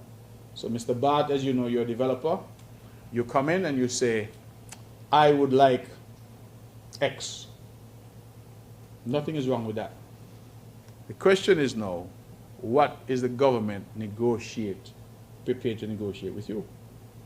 So you may come and you want X, you want $10, but by the time the negotiations are finished, we settle at 5. That's what we're doing now, going through point by point and trying to negotiate. But one of the things I will say is that we have built in some very harsh penalties into this agreement if the developer were to default. So if the developer does not meet deadlines, because the development has deadlines, you have to do X by Y time. If you don't meet, then penalties flow. And also if the developer walks away, I believe that the penalty, if I can recall what is in the draft documents, is $75 million, right? Which would operate as a lien on the lands so that the NIA, and through the NIA, the people of the US will be able to claim $75 million US worth of those lands as government lands. That is the sort of nuclear option, if you will. If they were to walk away, we have the ability to seize up to that amount. And of course, they would lose the designation as a zone, special zone. So what we're trying to do here is to build in some safeguards, some guardrails, and to say, okay, learning from what we have seen happen with CBI and these unfinished projects, we do not want another white elephant. So we want penalties that are strong enough that you don't come. As I've said to these developers, do not come if you're not serious. Because if you come and you're not serious, there's some harsh penalties that will flow from that. So that is the mechanism that is being proposed. I want to emphasize proposed, because as I said, these are points that we continue to negotiate, but we have not yet come to a position where we have signed off. So that is important. The due diligence exercise is important. Now you say about the connectivity with CBI. Now one of the things that has been said or mooted in the agreements that are being negotiated is that every single proposed investor in that South Coast project will have to pay the registration and processing fees for citizenship by investment, even if that person does not then want it or apply for it. I don't know if you understand what I'm saying. So once you come into that zone, you have to pay the money, right, up front. If you choose not to, because many people choose not to, they're not interested in citizenship, then that's a matter for you. But whether you decide to apply for citizenship or not, you have to pay that money up front. That is one of the aspects that has been negotiated, just in terms of generating revenue for the Citizenship by Investment program and for the government of St. Kitts and the government of Nevis as well. Fair Share World Bank report, short answer is we have had some progress, because the question of the numbers aside for the moment, I think what we determined was more important was the framework for sharing. We can quibble over whether the statistics were correct. And the World Bank, curiously enough, Mr. Bart, and I've said so, some people have criticized me for saying so, but you recall a comment that was attributed to me where I said that if you put this thing in the hands of a sixth farmer, they could have worked it out. I did not believe that the World Bank was necessary. My humble opinion, the World Bank was initially engaged to kick the can down the road. And then when the new government took over in St. Kitts, in their wisdom, they claimed that the World Bank was already engaged, so they continued the engagement. But in truth, if you were to read the Charleston Accord, which was signed on the courthouse steps in Nevis by Vance Wincourt Amory, Timothy Sylvester Harris, and Sean Richards, you will see that there was a formula in there that the three political parties which formed Team Unity and vying for national power in the country agreed, Mr. Bart, that there would be a pro rata sharing of CBI revenues based on population.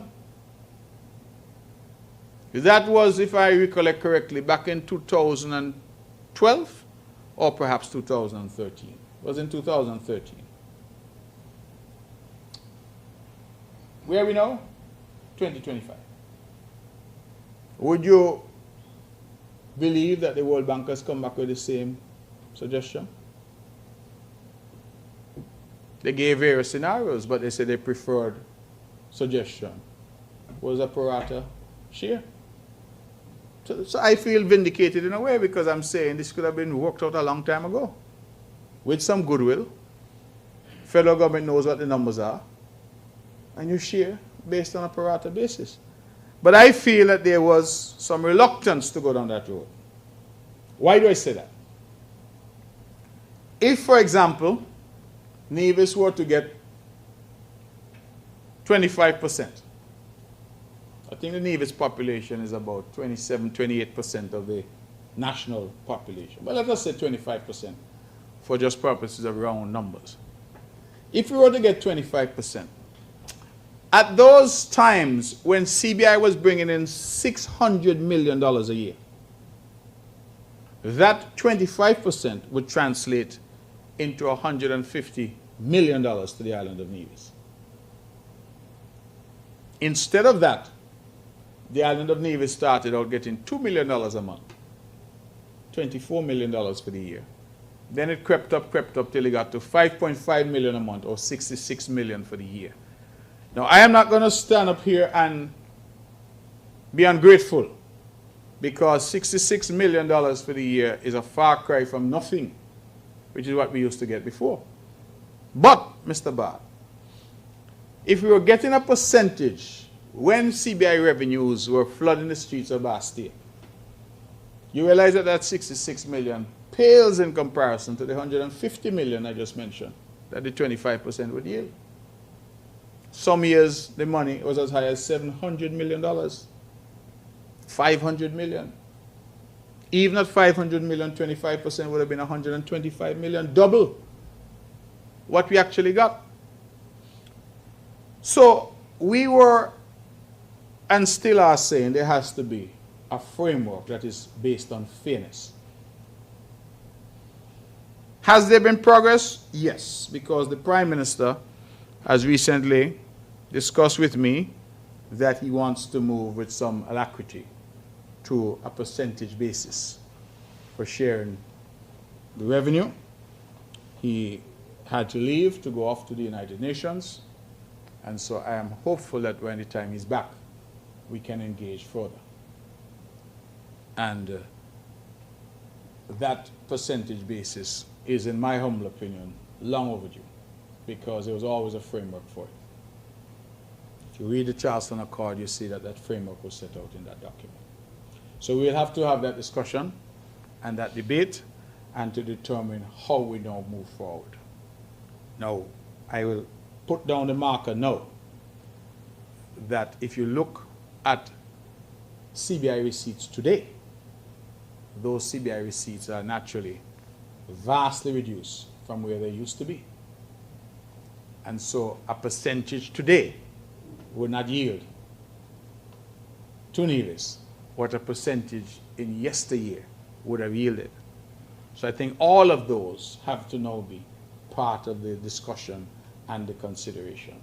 Because if it was 25%, for example, and we were to go back in time, Nevis would have, just like our sister St. Kitts, I would have been proud to stand up in the Parliament and say surplus after surplus after surplus. But in truth, we were not able to say that, because while St. Kitts was saying surplus, Nevis was saying overdraft, debt, more overdraft, more debt, because we were not afforded a fair share of these revenue streams. I'm hopeful that with the new relationship between Bastille and Charlestown, that we can get past these types of issues. We may not be able to change the past, but I think we can consecrate the future. And it is for us to work together in goodwill to see how we can move these two islands forward, and to ensure that the people of Nevis and the people of St. Kitts benefit equally from the fruits of their citizenship. And that is, and has always been, my position on the matter. But, as I said, there has been some movement. We now have a proposal of a share, and when the Honorable Prime Minister returns, I hope to engage further to come to some conclusion on that matter. Any further questions? I hope I've answered your questions, Mr. Bard.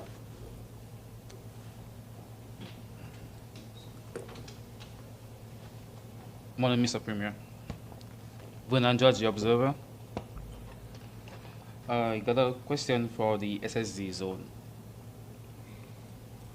There's a lot of back and forth going on between your government and the opposition.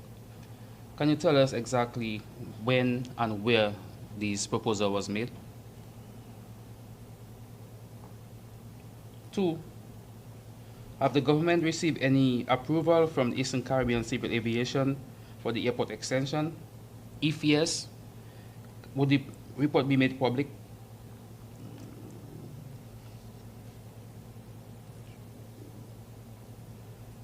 Can you give us an update as to the amount of revenue generated from the film industry?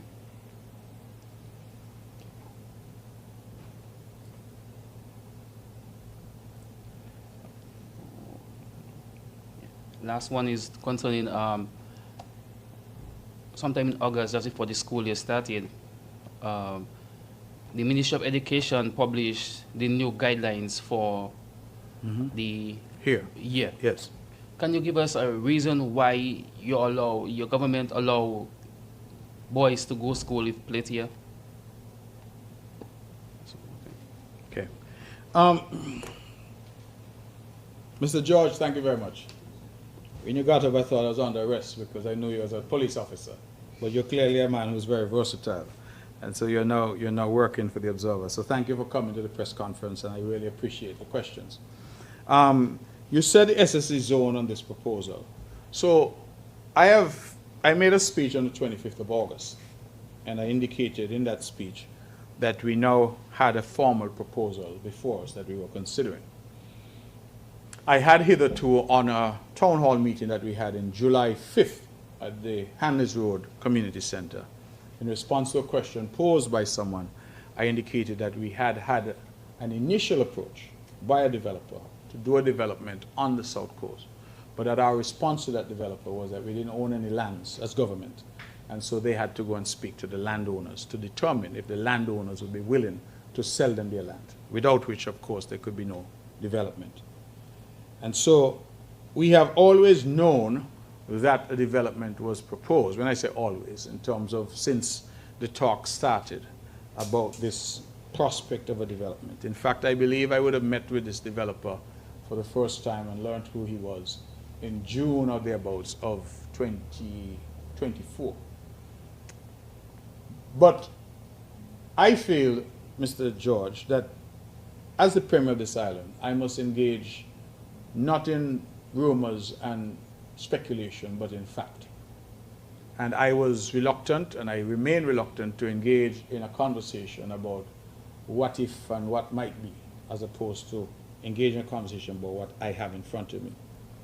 Now, these individuals would have had a preliminary conversation with us, and as I said, we would have said what we said to them about not owning land, but we also said to them to go and speak to stakeholders on the island. We directed them to planning. For example, we directed them to various stakeholders. We said, go have some conversations. See if you can, by those conversations, inform yourself as to what it is you want to do and how you can go about doing it. And so all of that would have been a prelude to a formal application that would have come to us.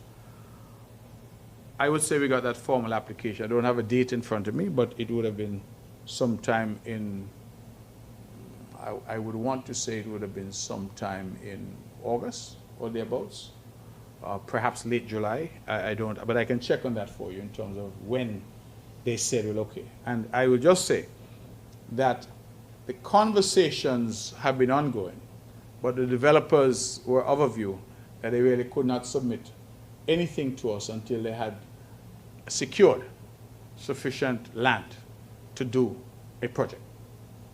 And that, again, is understandable. So there's a raging debate, as you say, about when and who knew what and whatever. But people need to understand that conversations that may be occurring are not necessarily a proposal that has come. You can meet me, Mr. George, and we have a nice chat down the road, and you tell me you want to do a poultry farm, and we have a chat. But you don't submit a proposal until a year later to do your poultry farm. So, should I, after you and I have a chat down at the bar about your poultry farm, go out and say in my press conference, Mr. George is going to do a poultry farm, can you tell me so down by the bar? Or should I wait until I have a proposal from you that I have in front of me that I can then say, Mr. George has submitted a proposal for a poultry farm? Some may say that the minute you tell me so down at the bar, I should go and talk about it. That is not my style, and that is not my approach to governance. I think that's reckless. But that seems to be what is fueling this whole discussion. I think at the end of the day, that discussion is what I would call a red herring that has absolutely nothing to do with the development and whether or not we move forward. And I've made the commitments that I've made, not only to include the opposition so they have actual information. One of the difficulties that we experience in Nevis is that the opposition, the leader of the main opposition party said recently that the people need information. I agree. She then went on to say when people don't have information, they will essentially make it up. That I don't agree with. Because what has been happening is that people are saying, I don't know, but And then they start to tell you all that is supposed to happen. And it's all negative. And they paint all kinds of scenario. And that is what they've been up to. And I just say, listen, give the government time. Allow the process to work and allow the town halls and the engagements to happen rather than going out there and whipping up all this frenzy with foolishness. So that is where I am in relation to that. You asked, has the airport received any approval from ECA? And if so, will it be made public? I regret I can't answer you today. Forgive me. But I have not asked that particular question of the team. I had a number of other questions and issues, but I did not ask this one. So I will have to go back to them to find out where we are. I do know that in relation to planning, they engaged in an ongoing exercise with planning. And planning had some issues, and I think they're responding to those issues. But I'm not aware of this ECA. So I'm going to have to punt on that one and come back to you. You said money generated, revenue generated from the film industry. Mr. George, that is very difficult to answer. Because just like, say, the music festival, how do you measure what it generates? Because if these people come here and they buy food at the restaurant, they rent cars, they rent villas, they rent hotels, they're generating activity within the island. That activity then may generate revenue for the government, because when they eat the meal, they pay the VAT, they pay the levy. When they rent the car, they pay the VAT, they pay, etc. But that's very, very hard for us to quantify. And I am not sure that we are at a stage yet in terms of where the industry is at, that we can, with any degree of confidence, say to you and to the press that it earned X amount or it earned Y amount. I think we will get there, but we're not quite there yet because we're still in the building stages of this industry. I can tell you that we have continued our incentive of up to $150,000 US for local accommodation. And that has continued. And some films, as you know, may well use all of that, and some may use a fraction of that. But in terms of me being able to tell you now, from car rental, from employment, from villa rental, from food sales, from they buy gas, they go to the supermarket, they get a phone from Flo, that there's a number that I could attach. That study has not yet been undertaken, and so I can't tell you that. What I will say, based on the reports that I've had, is that each of these films generates significant activity. You're asking me to quantify the activity, and I'm saying at this juncture, I can't. Ministry of Education, new guidelines for here. Mr. George, let me put it this way to you. The Cabinet had a rigorous discussion, or maybe vigorous is the appropriate word, discussion about here. Your hair is in a particular style right now, neatly cut. P.S. Daniel don't have hair. Mine, I try to keep it neatly cut. We come from a generation, well, let me not include you, you're a youngster. Mr. Daniel and I come from a generation where deportment was considered a particular badge of not only respect, self-respect, but also discipline. And I don't know whether there's a right and wrong here. But what I will say is the society has evolved. And so if you look, for example, at a gentleman, a young man now walking in the street, his pants is around his buttocks, his underwear showing, he has his hair braided, he has maybe 2, 3, 4 earrings, he has piercings, he has tattoos, he has all that. And that's considered the new normal. The education system has come under tremendous pressure. You're talking about here, Mr. George, there are children in school with tattoos. 12 years, 13 years old, and they have tattoos. How do they get them? And when the education officials try to instill some aspects of discipline and order, the first people that reach the school are the parents. To abuse and to carry on with our education officials. It's a sad commentary, but that is where we are. So we were holding the line, you know, in Nevis as a cabinet. People were telling us that we were old-fashioned and foolish.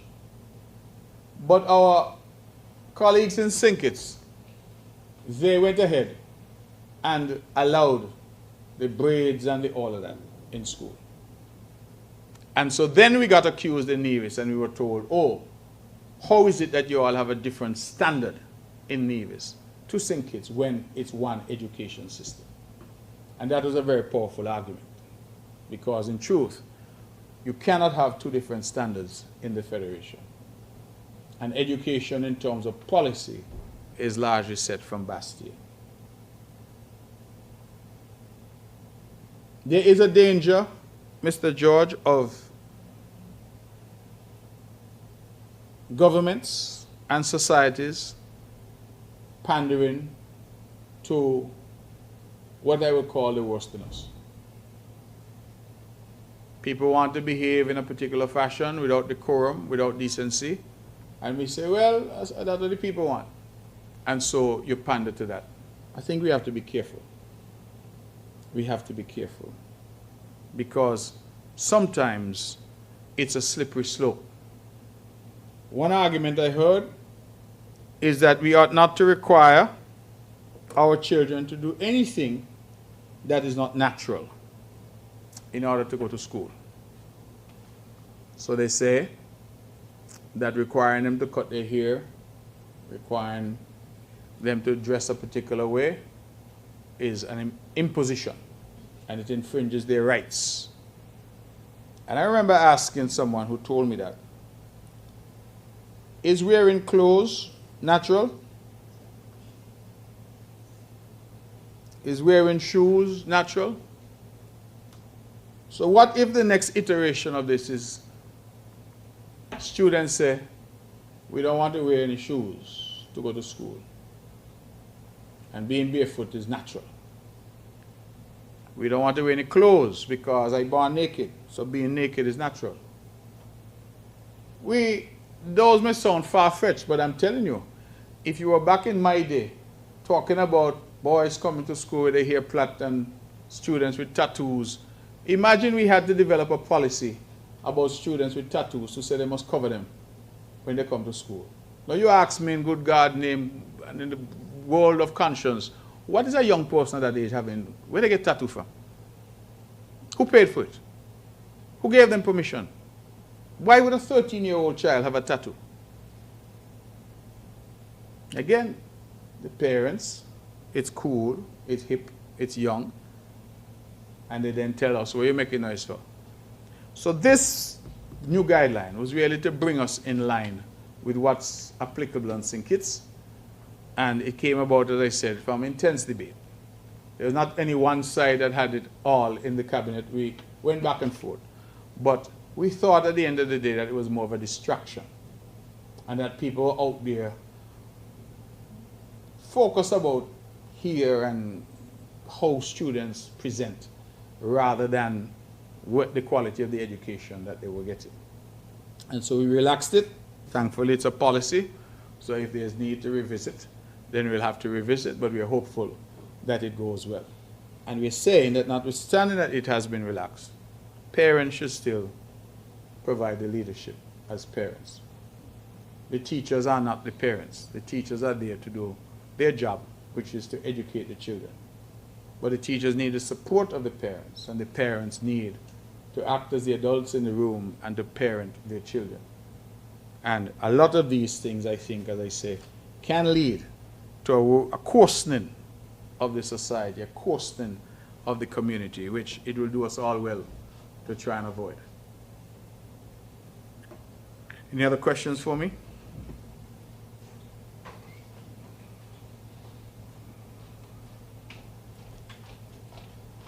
Okay, good afternoon. It's now afternoon. Good afternoon, Mr. Premier. Good afternoon, everyone.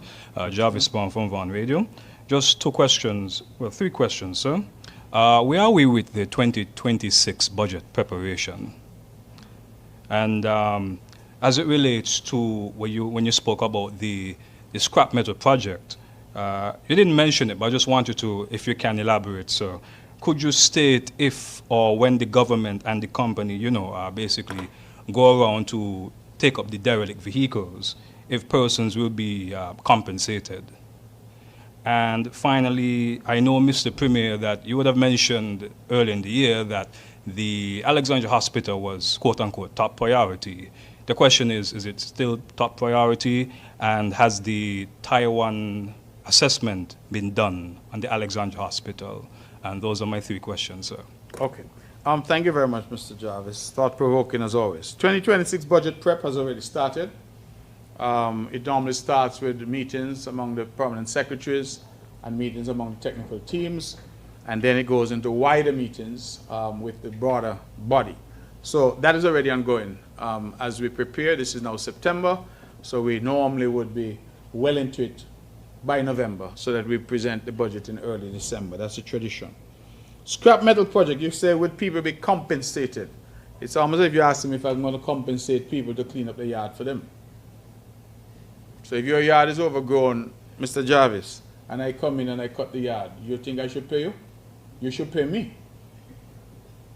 But I think it's a fair question because I know people will be out there and saying that the derelict vehicle has value. We are hoping that we won't get into that because my understanding is that the government will actually go and pick up. So we wouldn't even be charging people for the transportation. And some of these vehicles, as I said, have just been abandoned for years, and there's no apparent value there. So I am not anticipating at this point anything about compensating people to pick up their garbage. Alexandria Hospital, top priority. It remains so. And yes, we have finalized our arrangements with the Taiwanese. Our difficulty, Mr. Jarvis, has really been the resources to jumpstart that project. We have now engaged with a few different agencies and avenues to get the necessary resources to do that project. So we have everything that we need now. We just need to fill that funding gap and be willing to move forward with that. So we're still very, very anxious about that project, and we are still committed to ensuring that that project is delivered during this term to the people of Nevis. That is something that we all, I think, as Nevisians, think about. We all stay up at night thinking about, because we think it's an investment in the future of healthcare on the island. So we are pursuing some avenues for funding on that, but I think that what we need to do, the construction, the details of what we need to do, all of those matters have already been finalized now, so we're no longer waiting on any technical reports. Those are in hand, and we are hoping to engage with a company called OECC from Taiwan. So that is where we are on that, and as soon as we are in a position to proceed, we shall. Anything further for me? Elke Hewlett, Department of Information. One question from Freedom FM with regard to a picture that was posted with yourself and Nubian Greer, formerly of PLP, now with the People's Action Movement, where there was some criticism that he was tanking his political career by taking a picture with you. Freedom FM criticized? Yes. No. That there was public criticism about it, in a comment saying like, he had, what was it? He destroyed his political career. By taking a photo with me? Yes. So what are your thoughts on that? And while we're on the budget, while we're on the budget, what are the priority areas that the NIA is looking at for 2026? Thanks. Thank you very much. I would take the first question as a light moment for the press conference, because I really don't know what it is Freedom is asking. I hope they didn't set you up to ask it because they don't want to ask it themselves. But I don't know that anybody's political career is moved one way or the other because they take a photo. I would just say that the photo with Mr. Greer was intended to be a bit of levity. Mr. Greer had some marijuana plants, and he said to me that a particular strain was called the Sheriff. And you know, that has been my moniker in politics for some years. And so I said to him, I need to take a photo with the Sheriff. And he and I both. If you realize in the photo, we were pointing at the plant as we took the photo. That's all it was. It was a moment of levity. And I believe, Ms. Hewlett, that we need more moments like those. I am very afraid of where we're headed if this rhetoric of hate continues in the country. I have said in various public forums that we ought not to assume that what happens in other places like Rwanda and elsewhere, that it's impossible here. Hatred is insidious. It's something that starts out and it can lead to the type of conflagration that consumes us all. We have had politics in this country forever. The rhetoric has sometimes been heated. But the level of venom and vitriol that I'm seeing spewed on a daily basis, broadcast as it is by the access to internet, you can now sit down and write something hateful and it immediately reaches everybody. The approach from the opposition on Nevis now is to go after people's families, put up photos of your wife, put up photos of your children. It doesn't matter. It used to be that there were some lines that we did not cross. I still function as a politician by saying that I will not cross certain lines. Sometimes I see some people talking the most and I smile to myself because it's not for lack of information about them and their personal lives and their personal engagements and entanglements. That's not for it, but I don't think it's appropriate. I think where politics is concerned, we must be discussing ideas. We must be seeking to determine how we move this island forward. And part of that vitriol is that a simple gesture of a funny picture with a political candidate for another party is criticized. People are not saying it shows maturity. It shows that our politics is maturing. Basically, they're saying we're like the Jews and the Samaritans. You're not to speak to each other, you're not to engage with each other. How are you going to build St. Nevis? We're the smallest country in terms of population in the hemisphere. If half the country is not talking to the other half the country is pulling in one direction, well, what the country becomes a tug of war. Half pulling south, half pulling north. How are we going to progress? And I am, frankly, a little disappointed that more leaders aren't standing up, as I'm trying to stand up and say, this hateful rhetoric doesn't help us. I had a man the other night on radio say that people like me, the Premier of Nevis, need to be shot. On radio. Some other hooligan called in from the US, and he said on the radio that they need to get rid of me and this government, and we need revolution, we need guns. That's what he said on radio. That radio program, an NRP radio program, had 3 hosts. Not one of them said, no, that's not acceptable.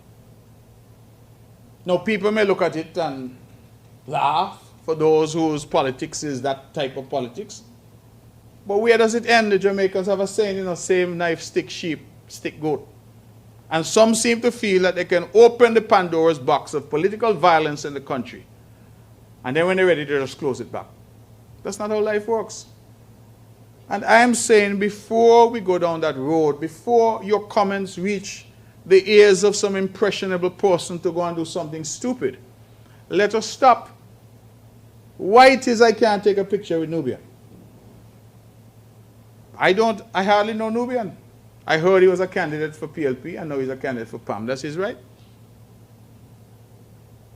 I don't really know him that well, but the fact that he said this thing was called the sheriff, we had a little laugh. What is wrong with that? Are we saying that because we're not running for the same party, we can't talk to each other? We can't engage. Is that the country that we want? I saw one of them put a comment on social media the other day and said that when they're done with me, I'm going to have to go into exile. I'm going to have to go to Grenada, where my wife is from. But what have I done that I must go into exile? I'm not thief from nobody. I haven't robbed anybody, I haven't killed anybody, I haven't stolen from anybody, I've never committed a crime in my life. So what have I done? Simply because you don't agree or support my party, I must go into exile? Well, who gonna run me? You ever said my neighbor Stringberry? Scarborough. Me no born hospital, me born home. Well, who can run me from Nevis? But it's that type of rhetoric. And the problem I have, Ms. Hewlett, is that the leaders are not stepping up and saying, hey, this type of approach here is wrong. And if we all go down that road, we may end up at a place where our country suffers. What is happening, Ms. Hewlett, is that when you look at these commentators and these people who are making the comments on social media, on radio, they all fall into the same category of persons. Persons who are unhappy with themselves. Persons who feel that they have not succeeded. Persons, some of them approaching 70, who feel that getting in government is their only chance to do something with themselves. I don't subscribe to that. I feel that Nevis has opportunity and that our people should seek to take advantage of the opportunities. But you have some who spread hatred, some who criticize everything. I mentioned the MSR media. They were here. Oh, what foolishness, what foolish movie industry. But yet the same people every day criticize the government and say that we are not doing enough to diversify the economy. We announced the airport project within less than a fortnight. The same 6 people with the placards were over at the airport, said they're protesting. What are they protesting? We have not even had the opportunity yet to share with the people of Nevis what the project is going to be. They are already gone to protest. The Wally Water taxi facility. The other day I went down there and I saw them, man, some beautiful stockings and high heels, jackets and ties, stepping on to the water taxi facility to be transported to St. Kitts. I say, praise be to God. If you had listened to them, they might have had to swim to get over to St. Christopher. Same things that they complain and cuss about, they're the first in line. When you look at the Mondo track, oh, you all building Mondo track next to the dump, this is not necessary. Fought against that, but which of us now can argue that the Mondo track has not brought tremendous benefits to our people? Newcastle police station, same story. Everything. But as I said, I'm seeing a level of... A young lady this morning sent me something that some one of them had posted to social media.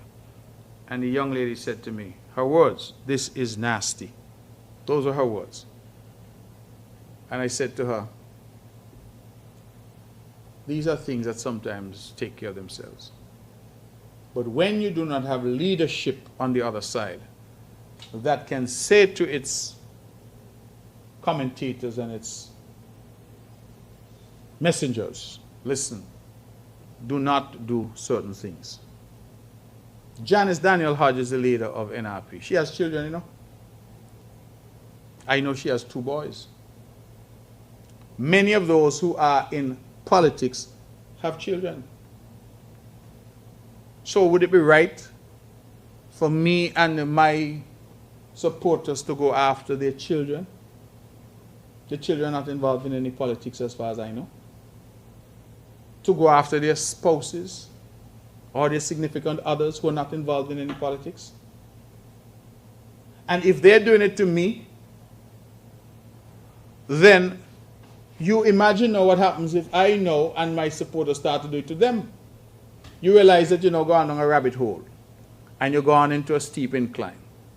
But the problem that we have is that they keep going low and we are expected to go high. That's what the term was. Stay high while they go low. But the public itself is not speaking out against and telling them going down that path is not an acceptable path. You know, I am not surprised today, members of the press, that young people don't respect anybody in authority. I'm not surprised that they don't respect the police. Because when they go online and they see how some people are referring to the Prime Minister or the Premier or the Governor General and the language that is being employed, and I'm saying, listen, I'm comfortable in my skin as the Premier of Nevis, you know. My name is Mark Brantley. I'm very comfortable in my skin. But there has to be accorded some respect to the office of the Premier. Whoever is in that office. But when you go down and you start with this kind of approach where you're saying the most outrageous things and you're posting up pictures and you're doing your AI generated things to portray people in these positions, what message are you sending? You think tomorrow, Ms. Hewlett, that the premiership changes, that is the whole of the office, and respect is suddenly going to come back?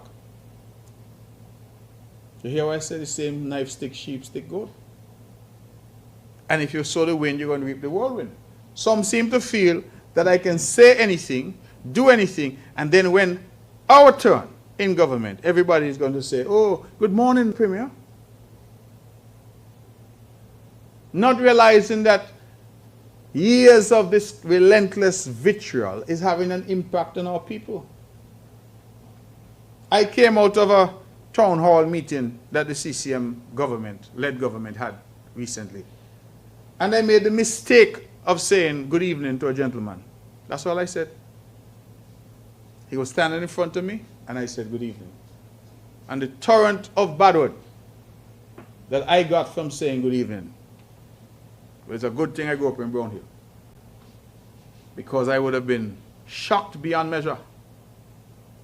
Just by saying good evening, that is the level of vitriol that currently is being peddled as politics in the country. All I said was good evening.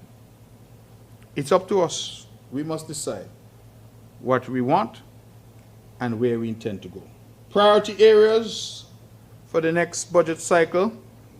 Our hospital remains our priority number one. We have to get that done. As I said, we have a funding gap that we're trying to fill. We have, of course, the airport facility that we hope will have been started already and that will be going. Thankfully, we have the funding in place for that. We have the school system. We will be looking to see how we can do more in terms of the infrastructure for our schools. As you know, we have many of our schools are old and aging, and the problem has been upkeep and maintenance, so we need to look at that. We'll need to look at our health centers. You may well know that the health center in Charleston was closed. We moved to temporary accommodation. So we as well need to look at that. And I believe that we had, over the years, said that we were waiting for our facility at the hospital to be ready in order to have dialysis. But we're getting more and more reports of dialysis patients who are coming onto the road. Our incidences of diabetes and hypertension, which are gateway diseases to kidney failure, continue to grow. And so I think that at this stage, we have to now think about what do we do in Nevis, even if it's only a backup system for the time being, but we have to do something because we are aware of difficulties that have been encountered at the JNF in St. Kitts for these patients. And so we need, just as St. Kitts is serving both Nevis and St. Kitts, that when there's a need for backup, that we could do likewise, just as when St. Kitts did not have an operational CT scan, I'm told that patients would come over to get their scan done in Nevis. And as you know, our people go to St. Kitts to do MRI and things. So we need, I think, closer collaboration, but significantly more investment to make that happen. So those are some of the broad areas that we will be looking at in terms of development, health, education, and of course, to continue to grow the economy and build out the infrastructure. So those are some very broad areas we'll have to look and see. We have some irons in the fire now, or maybe I should say we have some hooks in the water in terms of revenue streams, and we'll have to see how those revenue streams materialize and what our prediction is for them next year to fund some of the projects that we hope to undertake. Anything further for me?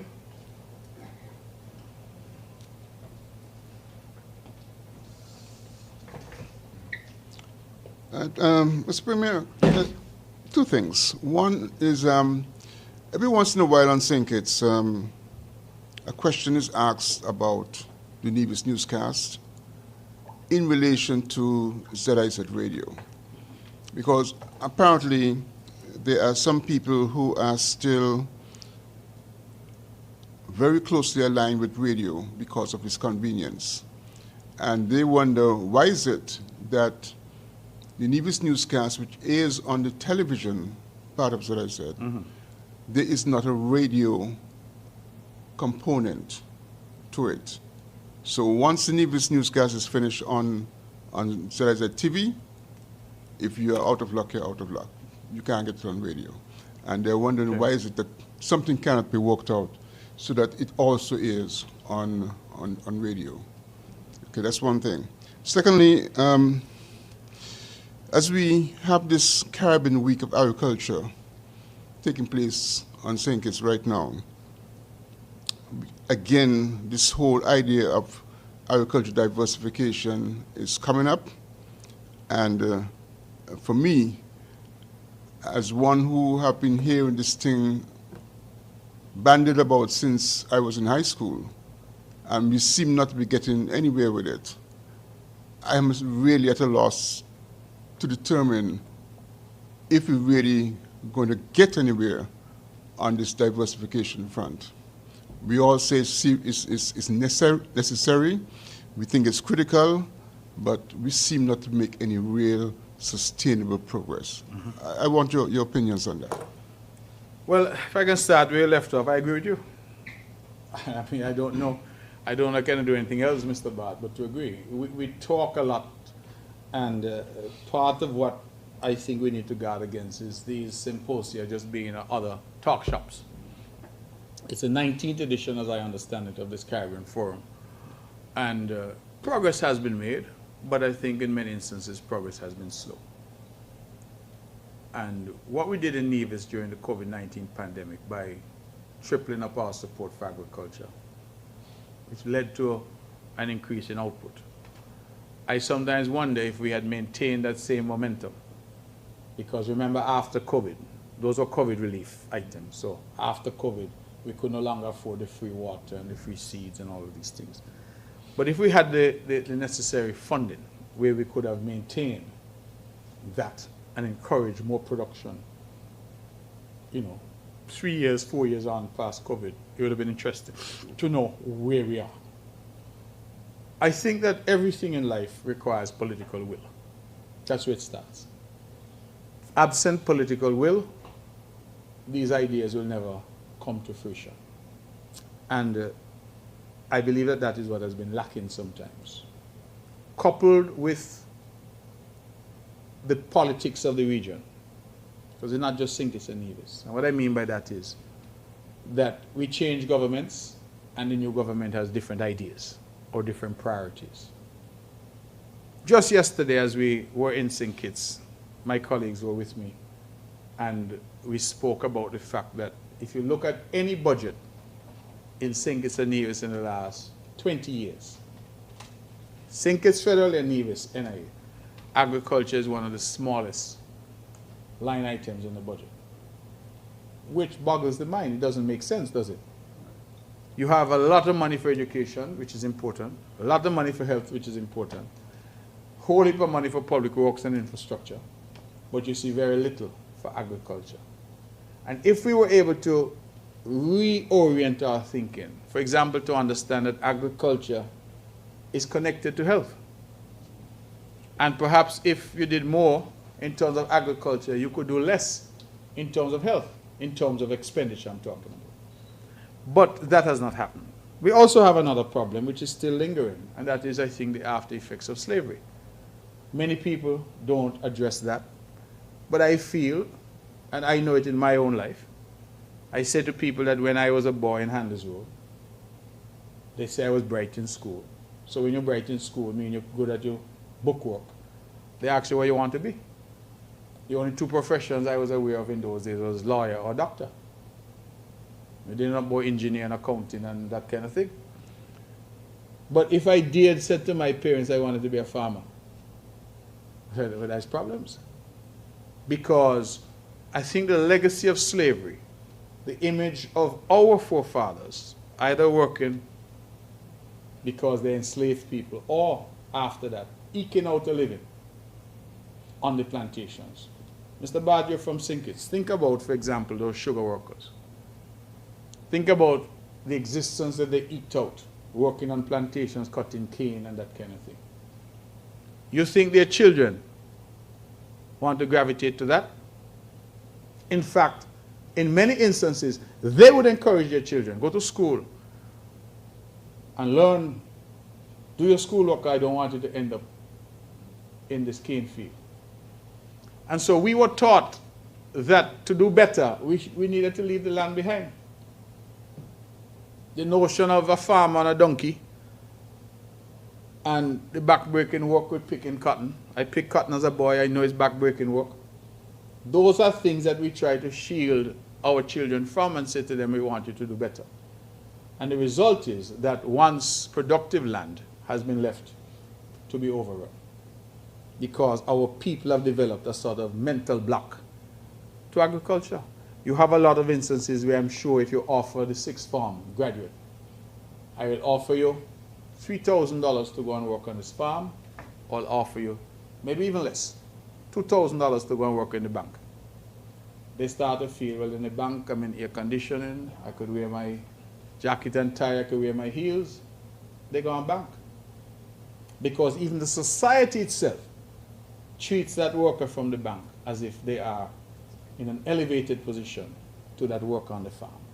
So I say all that to say that if we are going to get to a point, Mr. Bard, where we are truly tackling the issue of food insecurity in the region, we need to tackle it on all fronts.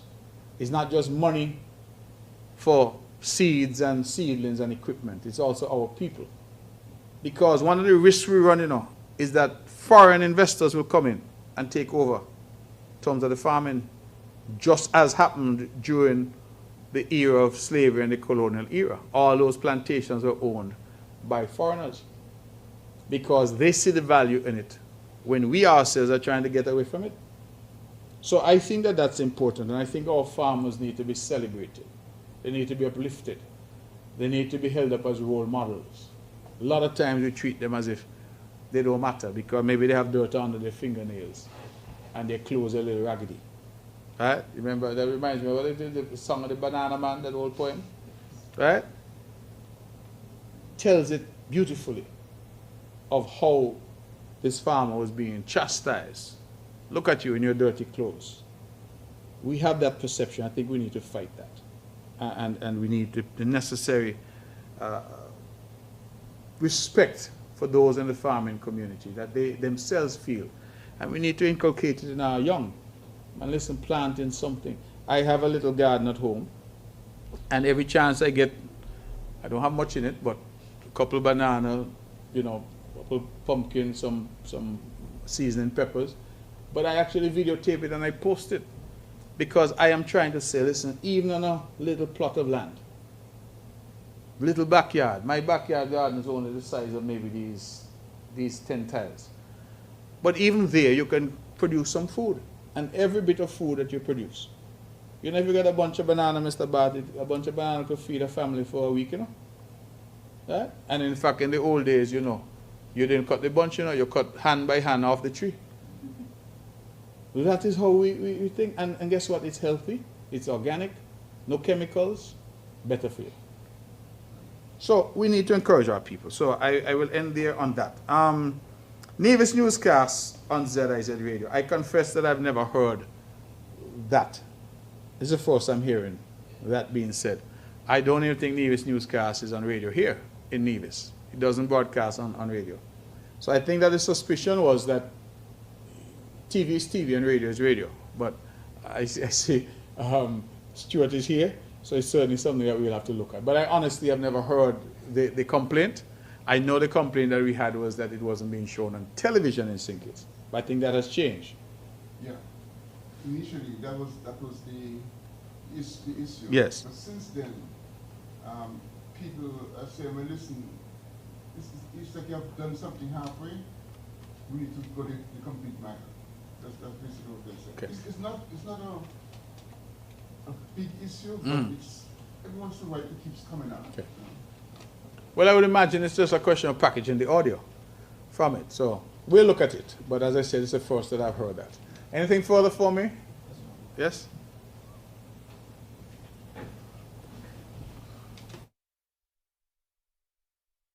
Mr. Premier, being a former police officer myself, speaking to a few police, including the one in charge of Nevis, is the security services in the SSZ.